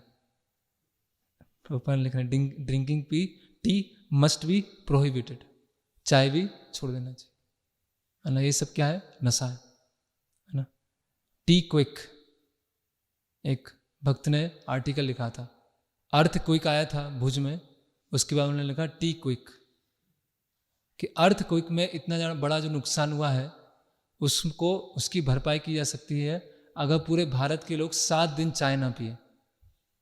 तो 7 दिन चाय नहीं पिएंगे, जो उसका पैसा बचेगा उससे भुज में जो भी नुकसान हुआ है उसकी भरपाई हो जाएगी। तो अभी क्या चल रहा है, टी क्विक चल रहा है सब जगह, है ना। और फिर बता रहे हैं कि व्यक्ति को अपनी हर नागरिक को अपनी 50% संपत्ति किन कार्यों में देना चाहिए, भागवत के प्रचार में देना चाहिए, है ना। एक जो गृहस्थ हैं उनको कैसे जीवन जीना चाहिए, उसके 4-5 बिंदु बता रहे हैं। पहला कि भगवान की संतुष्टि के लिए उसको कार्य करना चाहिए, नियमित रूप से श्रीमद् भागवतम का श्रवण करना चाहिए, घर में नियमित रूप से कीर्तन होना चाहिए और भक्तों की सेवा होना चाहिए, है ना। तो इस तरह से अगर घर में माहौल रखा जाएगा तो वो भगवत चेतना में हो सकता है। सभी तरह की गैम्बलिंग बंद हो जाना चाहिए, जो सट्टा लगाना है, लॉटरी लगाना है ना, वो सब बंद हो जाना चाहिए। और शिला प्रभुपाद ने इंदिरा गांधी को भी 10 वो प्रमुख बिंदु दिए थे कि इंदिरा गांधी अगर ये 10 बिंदुओं को पालन करेंगी तो जो भी समस्या है भारत में वो खत्म हो जाएगी, है ना। कुछ तो इसमें प्रभुपाद जी ने ऑलरेडी तात्पर्य में बता दिया है। प्रभुपाद बता रहे हैं जो भी मेंबर ऑफ पार्लियामेंट हैं, सांसद हैं, वो क्या होना चाहिए, ब्राह्मण दीक्षित होना चाहिए। हंसी इसीलिए आ रही क्योंकि पूरा उल्टा हो गया है तो। और जो अगर किसी को मांस खाना है तो वो घर पर और शास्त्रों के नियमों का पालन करते हो, है ना। शास्त्रों में प्रवृत्ति मार्ग भी है और निवृत्ति मार्ग भी है। तो शास्त्रों में चारों चीजें बताई हैं। अगर किसी को नशा करना है तो कुछ द्रव्य होते हैं, है ना। स्त्री पुरुष संग करना है तो विवाह के अंतर्गत, है ना। मांस खाना है तो विशेष कुछ प्रयोजन होंगे, उसमें आप मांस खा सकते हैं। ये प्रवृत्ति मार्ग है। लेकिन कैसा है, कई लोग बोलते हैं, जैसे बहुत लोग कोड भेजते हैं, प्रश्न पूछते हैं कि महाभारत में भी तो भीष्म पितामह ने बोला था शांति पर्व में कि कुछ खाने को नहीं मिले तो मांस खाना चाहिए। मनु संहिता में भी बताया गया है कि मांस खाना चाहिए, और आप लोगों ने इस्कॉन में 4 नियम बना दिए हैं कि मांस नहीं खाना चाहिए। तो यस, किसके लिए क्या बोला गया है वो देखना पड़ेगा ना। अभी एक बच्चा है, वो उसको चॉकलेट खा रहा है तो डॉक्टर 10 चॉकलेट खा रहा है तो डॉक्टर बोलते हैं 8 खाया करो, 6 खाया करो। तो दूसरा बोलेगा देखो डॉक्टर ने भी तो बोला है चॉकलेट खाने के लिए, इसलिए मैं भी खा रहा हूँ। वो इतना ज़्यादा उसमें उसकी चेतना है, उससे निकलने में उसको समय लगेगा। इसीलिए मनु संहिता है या महाभारत है, वहाँ पर कभी कभी ऐसा बताया गया है कि आप मांस को खा सकते हैं, लेकिन उसमें इतने सारे विधि विधान जोड़ दिए गए हैं जिससे व्यक्ति क्या होगा, धीरे धीरे मांस खाना छोड़ देगा, है ना। तो परीक्षित महाराज ने ये 4 स्थान दे दिए। हाँ, और प्रभुपाद इसमें बता रहे हैं कि सभी जो गवर्नमेंट ऑफिसर हैं, सरकारी अधिकारी हैं, उनको दिन में कम से कम 2 बार संकीर्तन करना चाहिए।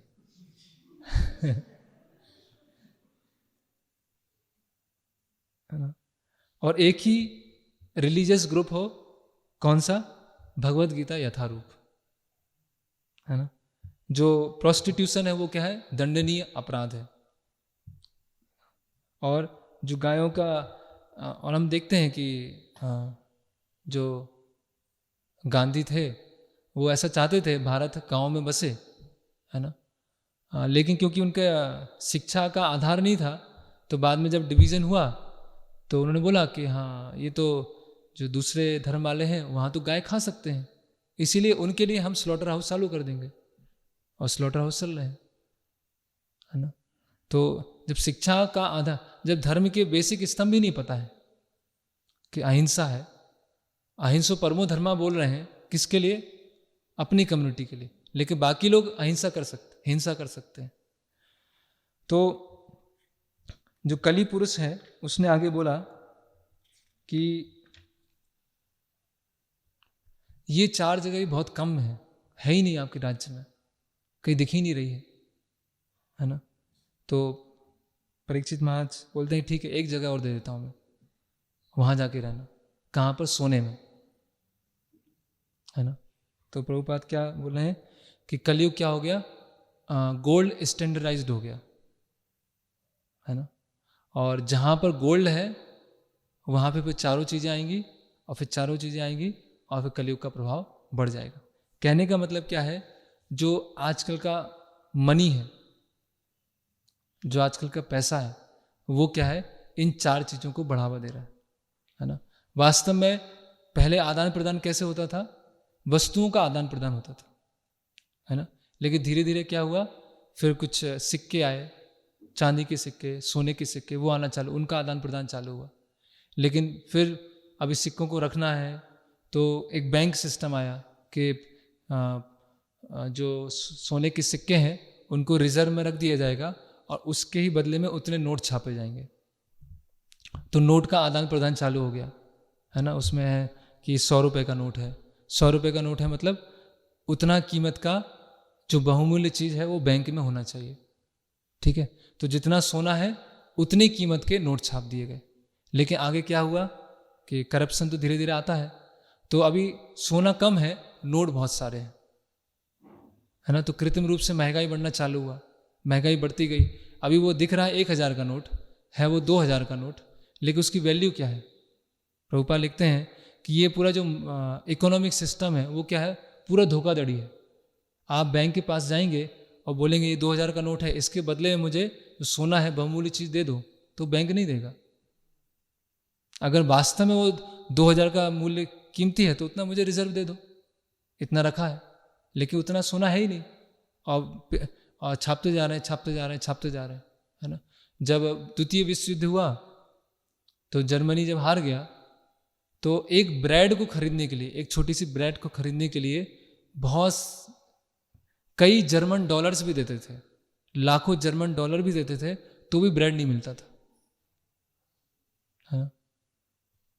ऐसे बहुत सारी कंट्रीज हैं, पैसों की गड्डियां हैं, रुपयों की गड्डियां हैं, वो लेके जाएंगे, आपको खाने को भी नहीं मिलेगा। किलो के भाव में नोट बेचते थे, जैसे रद्दी पेपर बेचते हैं ना, अखबार पुराने हो जाते हैं तो रद्दी बेच देते हैं और कुछ पैसा मिल जाता है। तो उस समय जो नोट थे वो वेट करके बेचते थे, और इफेक्ट है ये। और ऐसे बहुत सारे देश हैं, अफ्रीका में है, अमेरिका में भी अभी रिसेंट है, ऐसा देश है जहाँ की इकोनॉमी पूरी तरह से क्रैश हो गई, क्योंकि नोट तो बहुत सारे हैं आपके पास, रिजर्व में कुछ नहीं है। तो अभी आपके पास जमीन नहीं है, आपके पास गाय नहीं है, प्राकृतिक संसाधन नहीं है, और नोट बहुत सारे हैं, तो क्या होगा, वो क्रैश होता है ना। तो ये जो आर्टिफिशियल पैसे बनाना है सोने से, ये क्या हो रहा है, ये कलयुग को बढ़ावा दे रहा है ना। और ये पूरा बैंकिंग सिस्टम, लोग लोन लेते हैं। लोन क्या है? लोन मतलब आप अभी गुलाम बन गए आप। लोन से क्या हो रहा है? इकोनॉमिक ग्रोथ हो रही है। अल्टीमेटली लोन से क्या कर रहे हैं? इकोनॉमिक ग्रोथ कर रहे हैं। लेकिन कुछ लोन दिया और अभी आपको इतना धीरे धीरे करके चुकाना है, तो पूरे जीवन भर वो चुकाने में जा रहा है। इतनी ज़्यादा एंजाइटी है ना। अभी लोग इतने ज़्यादा मतलब उनका चेतना का स्तर घट गया है। जैसे डिवोटी उनसे बात कर रहे थे कि लोग आज शारीरिक परिश्रम करना नहीं चाहते हैं, है ना। गाड़ी से जाएंगे, 2 व्हीलर से जाएंगे, 4 व्हीलर से जाएंगे। कहाँ जाएंगे? जिम जाएंगे, और जिम में जाके साइकिल चलाएंगे। अभी जो साइकिल बाहर चला सकते हैं वो बाहर नहीं चलाएंगे, वो गाड़ी से जाएंगे और जिम में साइकिल चलाएंगे, एसी में। ऐसे ही खेत है, खलियान है, सब कुछ है, ठीक है, उसको बेच के शिक्षा लेने जाएंगे, लोन पे उठाएंगे। अभी लोन चुकाने के लिए जॉब करेंगे, और जॉब से जो पैसा आएगा उसको उसकी आधारभूत आवश्यकताएं पूरी करना है, खाना है, कपड़ा है। तो वो जो चीज़ खेत से वहाँ मिल रही थी, पहले उसको बेच के आए, फिर लोन लिया, लोन चुकाने के लिए पूरा सिस्टम में पिस गए, और फिर आपको क्या मिला? खाना मिला, जो खाना आपको पहले ही मिल रहा था, है ना। तो क्या है ये? पेपर मनी, है ना, सबसे बड़ी ये पैसा। तो प्रभुपाद बताए ये बहुत बड़ा चीटिंग है ना। अगर गाय है या भूमि है, वो सबसे बड़ा धनवान व्यक्ति है। कोई भी इकोनॉमी ढह जाए, कुछ भी हो जाए, आपके पास गाय रहेंगी और भूमि रहेगी, कुछ भी आपको नहीं हो सकता। तो इस तरह से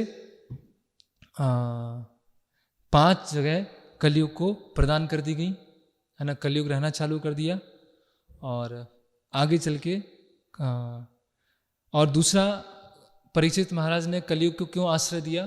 पहला कारण तो क्या है कि कलयुग में केवल संकीर्तन करने से सारी सिद्धि प्राप्त हो जाएगी। तो परीक्षित महाराज ने देखा best use of bad bargain, कलयुग तो वैसे भी आने वाला है, ठीक है, तो संकीर्तन से सिद्धि प्राप्त हो जाएगी।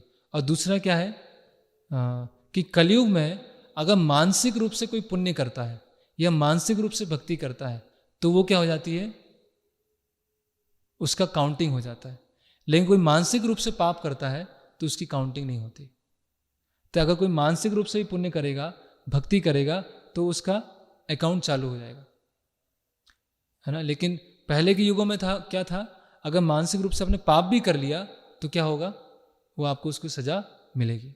तो इन दो, इसीलिए परीक्षित महाराज को क्या बताया गया है?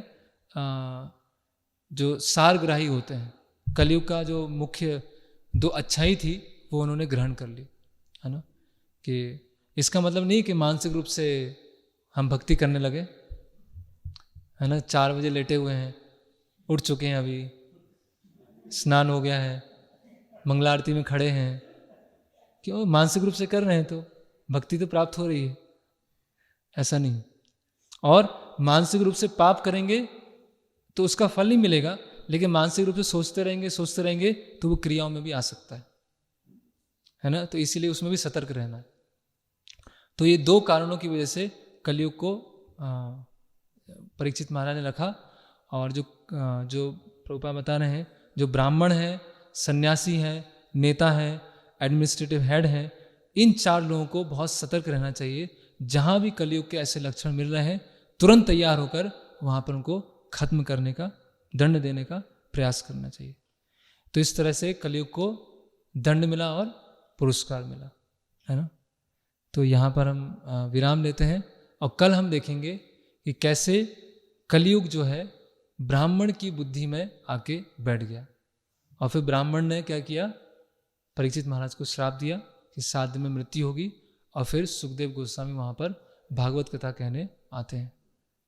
तो कलयुग, ऐसा लोग बोलते हैं कि परीक्षित महाराज के मुकुट में बैठा था, लेकिन परीक्षित महाराज के मुकुट में नहीं बैठा था, वो ब्राह्मण जो बुद्धि थी वहाँ पे बैठा था। क्योंकि इस ब्राह्मण में क्या आ गया था? अहंकार आ गया था अपने ब्राह्मणत्व का, और वहाँ पर उसने आश्रय लिया और फिर परीक्षित महाराज को श्राप दिया। तो हरे कृष्णा। किसी कोई प्रश्न है, कोई जिज्ञासा है? तो प्रश्न है, आपने बताया कि भागवतम में 7वें महीने में बच्चे में चेतना आ जाती है। तो ये चेतना जो है, mentioned from Bhagavatam, consciousness comes to child in 7 months during pregnancy. Here consciousness is referring to intelligence or something else. तो ये कॉन्शियसनेस है, आत्मा का जो लक्षण है उसके बारे में बताया गया है। ये बुद्धि या मन या और किसी के बारे में चर्चा नहीं है, ये चेतना के बारे में ही चर्चा है। तो तीसरा स्कंद में वहाँ पर कपिल मुनि अपनी माता देवहूति को बताते हैं, वो आप पढ़ सकते हैं।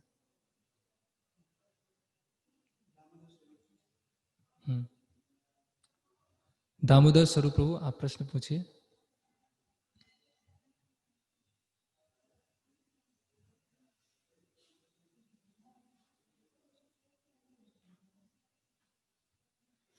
दामोदर स्वरूप प्रभु प्रश्न पूछ सकते हैं।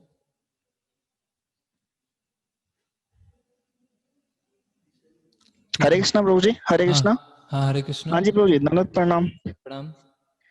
हाँ जी प्रभु जी, आप लोग सतोगुण में रहते हैं और हम लोग मतलब रजोगुण में रहते हैं, और नहीं जान सकते कि आज जो ये आपका लेक्चर सुन के सारा माइंड ही उल्टा हो गया कि हम कलयुग में बच कैसे सकते हैं। आपने बताया कि जिस तरह बारिश होती है और कलयुग में छाता ले सकते हैं, उस तरह छाता ले सकते हैं या रेनकोट ले सकते हैं, मगर आपने इतना कुछ बताया कलयुग के बारे में, इतनी उल्टी चीजें हो रही हैं, तो हम लोग बचने का क्या उपाय है इसका?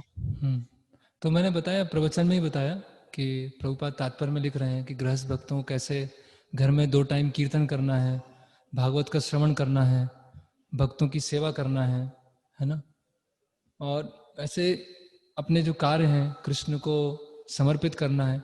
उसके माध्यम से जो गृहस्थ भक्त हैं वो भी गंभीरता के साथ भक्ति कर सकते हैं। ऐसा नहीं है कि हम लोग सतोगुण में हैं और गृहस्थ भक्त रजोगुण में है, ऐसा नहीं है। और उसको अगर हम अल्टीमेटली भक्ति आश्रम पर निर्भर नहीं करती है, जो जिस तरह से भक्ति करता है उस पर निर्भर करता है। तो अगर गृहस्थ भक्ति भी इस तरह से पालन करेंगे तो वो भी कलयुग के प्रभाव से निकल सकते हैं। लेकिन प्रभु जी, प्रभुपाद कहते हैं कि 75% जो है जो ग्रस्तों की है वो लाइफ खत्म है, तो क्या हमारे लिए कोई और स्कोप नहीं हो सकता? नहीं, ऐसा नहीं बोलते हैं कि 75% गृहस्थों की लाइफ खत्म है, ऐसा नहीं बोल रहे हैं। प्रभुपाद बोल रहे हैं कि जो ब्रह्मचारी आश्रम ज्वाइन करता है उसका 50% मुक्ति हो चुकी है ना, तो उसको बाकी 50% और करना है। लेकिन गृहस्थ भक्तों को 100 करना है, 0 से 100 करना है, लेकिन ब्रह्मचारी उनको 51 से 100 करना है। तो ब्रह्मचारी उनके लिए थोड़ा आसान हो गया है। हाँ, लेकिन ऐसा नहीं है कि जो गृहस्थ भक्त हैं वो 0 से 100 तक नहीं पहुंच सकते हैं, उसके लिए उतना आपको प्रयास करना होगा। और हम देखते हैं, आपने वो पुस्तक सुना होगा भक्ति सिद्धांत वैभव? हाँ जी प्रभु। हाँ, तो उसमें आप पढ़िएगा, भक्ति सिद्धांत सरस्वती ठाकुर के बहुत सारे गृहस्थ भक्त हैं, वो कैसे जीवन जीते थे। कई लोग प्रोफेसर थे, कई लोग जॉब करते थे, बिजनेसमैन थे, और कैसे वो साधना करते थे, वो आप पढ़ेंगे तो उससे आपको बहुत प्रेरणा मिलेगी कि गृहस्थ का जीवन कैसे होना चाहिए। जी प्रभु, धन्यवाद जी। अभी प्रश्न है कि गोल्ड में अगर कली का स्थान है तो अभी हर कोई गोल्ड पहनता है, तो इसके बैड इफेक्ट आएंगे कि नहीं? तो किसी ने उत्तर भी नीचे लिखा है, तो कृपया जो प्रश्न पूछे जाएं आप उसका उत्तर नहीं दें, उसका उत्तर छोड़ दें अभी। तो कई ये चैट नहीं चल रही, मतलब प्रश्न उत्तर, तो केवल प्रश्न ही लिखे यहाँ पर, है ना। किसी ने लिखा है ना। तो प्रश्न है कि गोल्ड में अगर ऐसा है तो क्या किया जाए, है ना। तो वास्तव में तो गोल्ड अभी कम पहनते हैं लोग, है ना। गोल्ड पहन के जाएंगे तो लोग चैनी काट लेंगे अभी तो चाइनीज पहनते हैं, चाइनीज आभूषण होते हैं, है ना।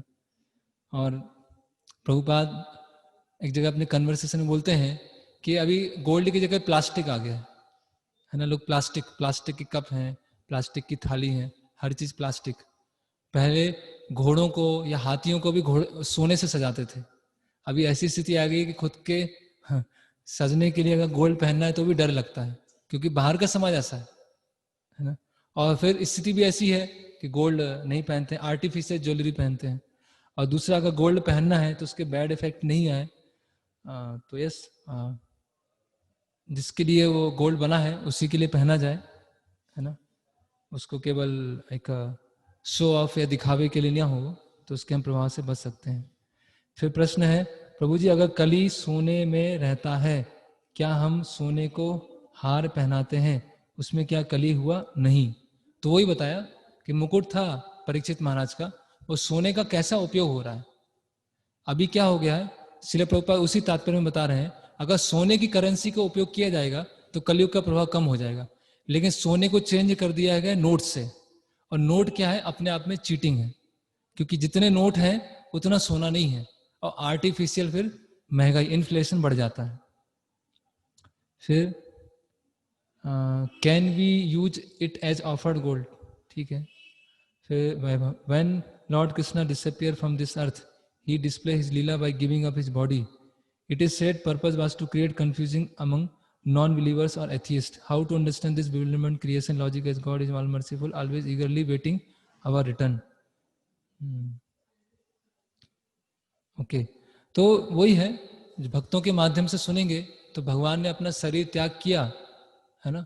तो अगर भक्तों के माध्यम से सुनेंगे तो समझ जाएंगे कि भगवान आध्यात्मिक जगत गए। लेकिन हम ऐसी टीवी सीरियल है या किसी से सुनेंगे तो लगेगा कि हाँ, एक शिकारी ने भगवान के पैरों में मारा और भगवान की मृत्यु हो गई। तो भगवान ऑल मर्सीफुल हैं। ऑल मर्सीफुल का मतलब है भगवान हर किसी की इच्छा को पूरा करते हैं। तो जो भगवत धाम जाना चाहते हैं उनको वैसा प्रबंध करते हैं, जो भोग करना चाहते हैं उनके वैसा प्रबंध करते हैं, और जो नास्तिक बने रहना चाहते हैं उनके लिए वैसा प्रबंध करते हैं। तो सबका भगवान ध्यान रखते हैं, किसी पे फोर्स नहीं करते हैं। फिर है, हाँ हाँ, पूजा माता जी प्रश्न पूछिए आप।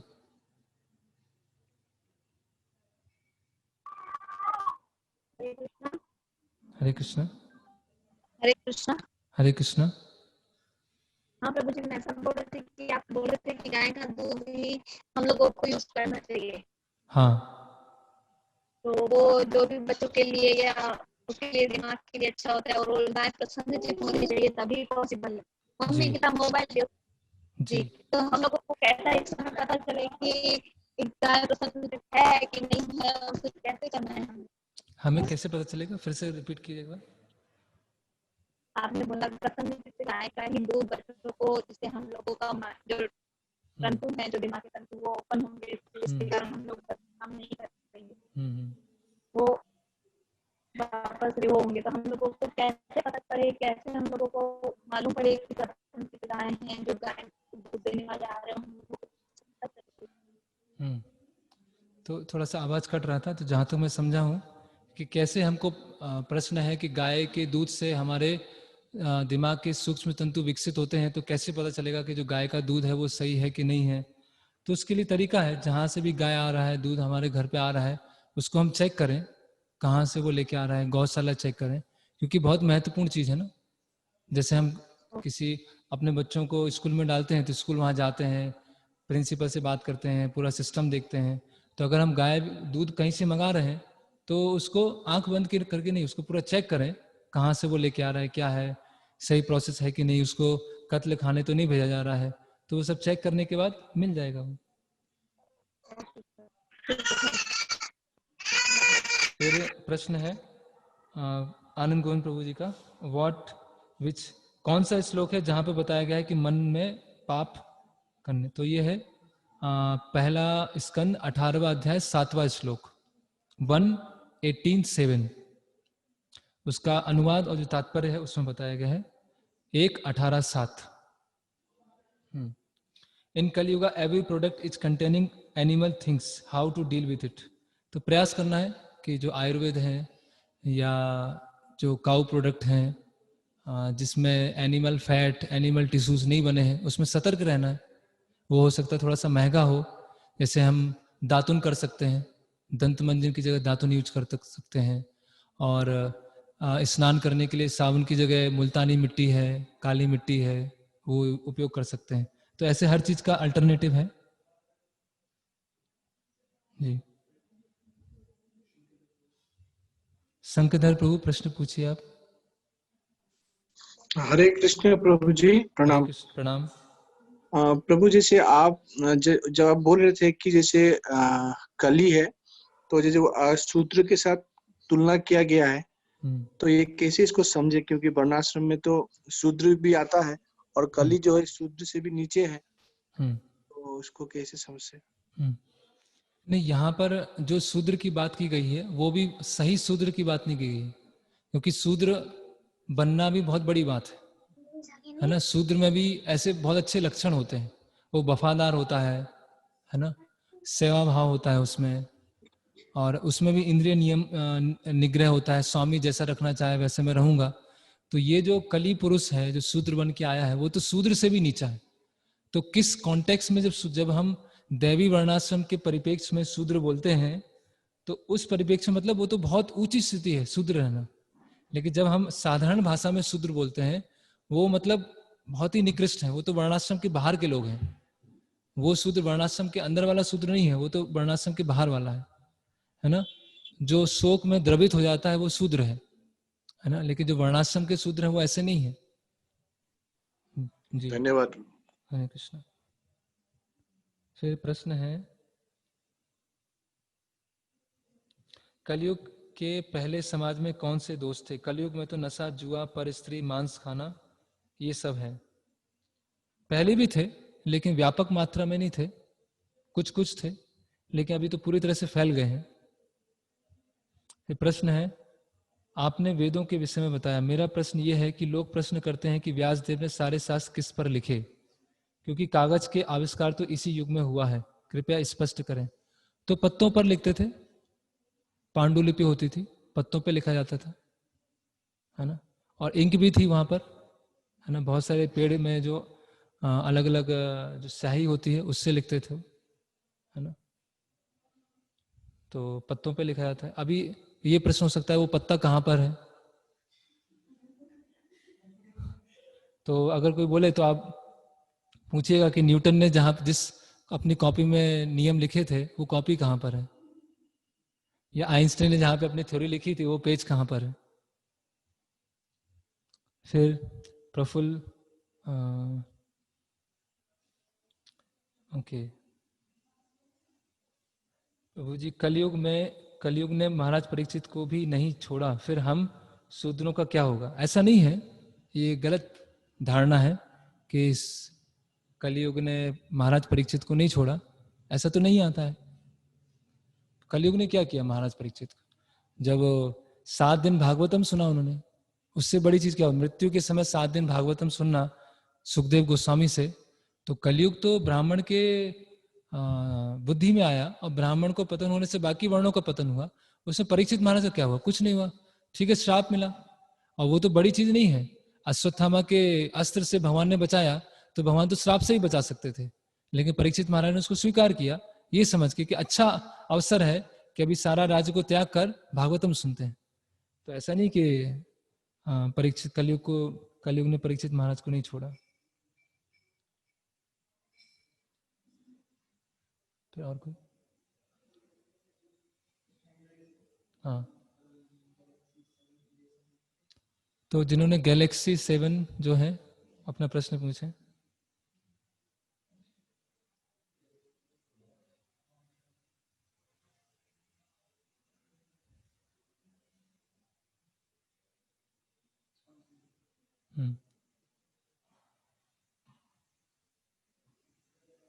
फिर यहाँ कमेंट है,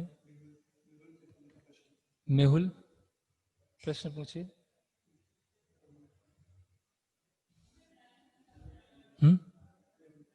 हाँ, मेहुल प्रश्न पूछिए आप। हरे कृष्ण प्रभु। हरे कृष्ण। प्रभु, मेरा प्रश्न ये था कि अभी मॉडर्न समय में एलोपैथी मेडिसिन का बहुत वो है।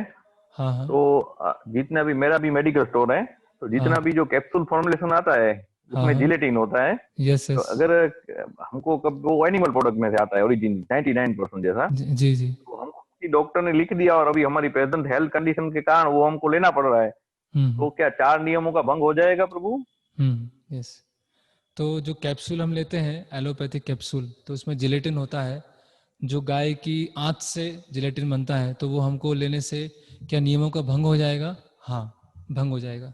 इसीलिए कैप्सूल हमको नहीं लेना चाहिए। उसकी अल्टरनेटिव कुछ जैसे मल्टीविटामिन होते हैं तो कैप्सूल में आते हैं, लेकिन टैबलेट में भी आते हैं। तो वही जो दवाई है, वही जो एंटीबायोटिक है, उसको टैबलेट फॉर्म में ले सकते हैं, है ना। उसके बहुत सारे अल्टरनेटिव हैं, वो मिल जाते हैं। अगर हम डॉक्टर से पूछेंगे कि हम कैप्सूल लेना नहीं चाहते हैं, आप हमको टैबलेट दीजिए या सिरप दे दीजिए, है ना, तो वो उसका अल्टरनेटिव है, मिल जाएगा वो। जी हरे कृष्णा, एक प्रश्न ये है हाँ कि मेरा मेडिकल स्टॉप है, तो मैं ये सब कैप्सूल प्रिस्क्राइब में देता हूँ प्रिस्क्रिप्शन में, हाँ। तो उसका दोष मुझे लगेगा कि नहीं लगेगा? आप ही बताइए अभी। वो मेरे लिए मजबूरी है।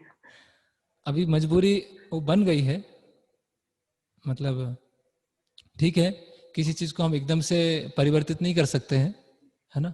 लेकिन पहले तो हम समझें क्या सही है क्या क्या गलत है, और धीरे धीरे ऐसी जीवन शैली को अपनाएं जहां पर हम पाप में प्रवृत्त ना हो, है ना। जहां इसीलिए हम्म जो लॉन्ग टर्म विजन है, जो लॉन्ग टर्म जो प्रीचिंग है, प्रभुपाद ने बताया वर्णाश्रम, है ना, कि वहां पे जो लोग रहते हैं पाप बिल्कुल नहीं है।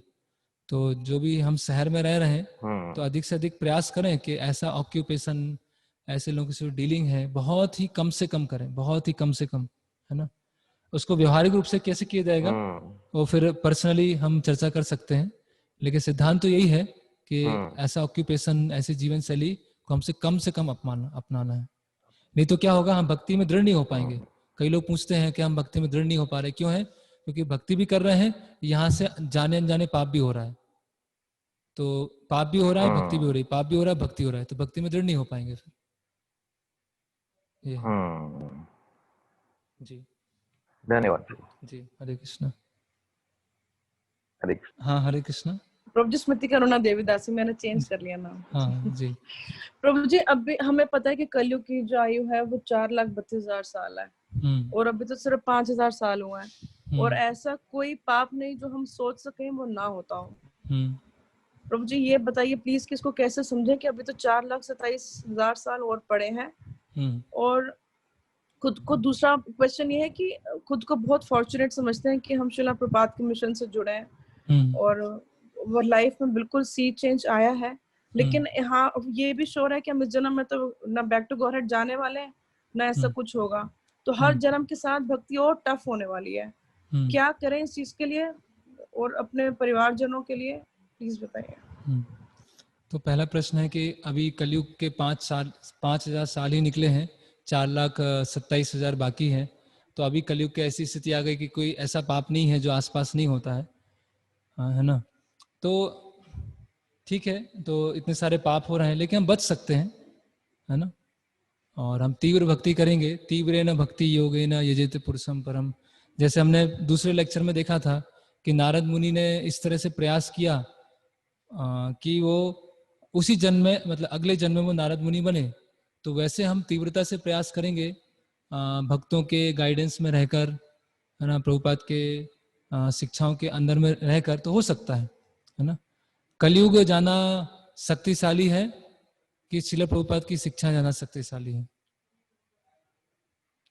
हरे कृष्ण महामंत्र ज्यादा शक्तिशाली है कि कलयुग ज्यादा शक्तिशाली है?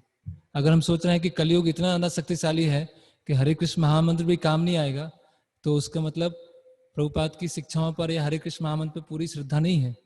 तो कोई कितना भी स्ट्रांग हो, है ना, कल हमने देखा भीष्म है, द्रोणाचार्य है, सब इतने स्ट्रांग है, लेकिन अगर कृष्ण के साथ में है तो फिर कितने भी स्ट्रांग होंगे उसको पार कर जाएंगे।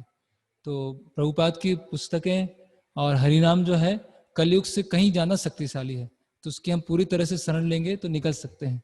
और दूसरे प्रश्न का भी यही उत्तर है, आपने पूछा कि घर में हम हैं और बहुत सारी चीज करते हैं, तो संभव है। तो भक्तों के संग में और व्यक्तिगत रूप से गाइडेंस लेना, क्योंकि इन जनरल तो हम ऐसे करते हैं, अब सबके घर की परिस्थिति अलग अलग होती है, तो किसके घर में कैसे क्या करना है तो भक्तों से व्यक्तिगत रूप से पूछ सकते हैं। हरे कृष्णा। हरे कृष्ण प्रभु जी। हाँ हरे कृष्णा माता जी। कलाराम देवीदासी प्रभु जी। हाँ जी। मेरा प्रश्न ये है कि जब हम एकादशी करते हैं या भगवान का और कोई जो जन्मदिन का उपवास रहता है, तो क्या उस दिन कुछ हुआ हो हमको बुखार या वो सब कुछ, तो क्या हम दवाई ले सकते हैं या नहीं होता है उपवास का? अच्छा प्रश्न है। तो अगर हम एकादशी रख रहे हैं या कोई उत्सव है, जन्माष्टमी है, उस दिन हम बीमार हैं, तो उस दिन को दवाई लेना चाहिए कि नहीं लेना चाहिए? तो एलोपैथिक तो बिल्कुल नहीं लेना चाहिए, क्योंकि एलोपैथिक में पता नहीं क्या क्या मिला है। ठीक है, आयुर्वेद ले सकते हैं, लेकिन आयुर्वेद में भी उसका जो मैन्युफैक्चरिंग है सही है नहीं है, हमको पूरी तरह से भरोसा है जहाँ से भी हम आयुर्वेदिक मेडिसिन ले रहे हैं उसमें किसी भी तरह का अन्न नहीं मिला है, तो उस समय ले सकते हैं। अदरवाइज परिस्थिति को सहन करते हुए उसको निकाल दें और फिर अगले दिन दवाई ले लें। हरे कृष्णा। शिल प्रभुपाद की जय, परीक्षित महाराज की जय, श्रीमद् भागवतम की जय।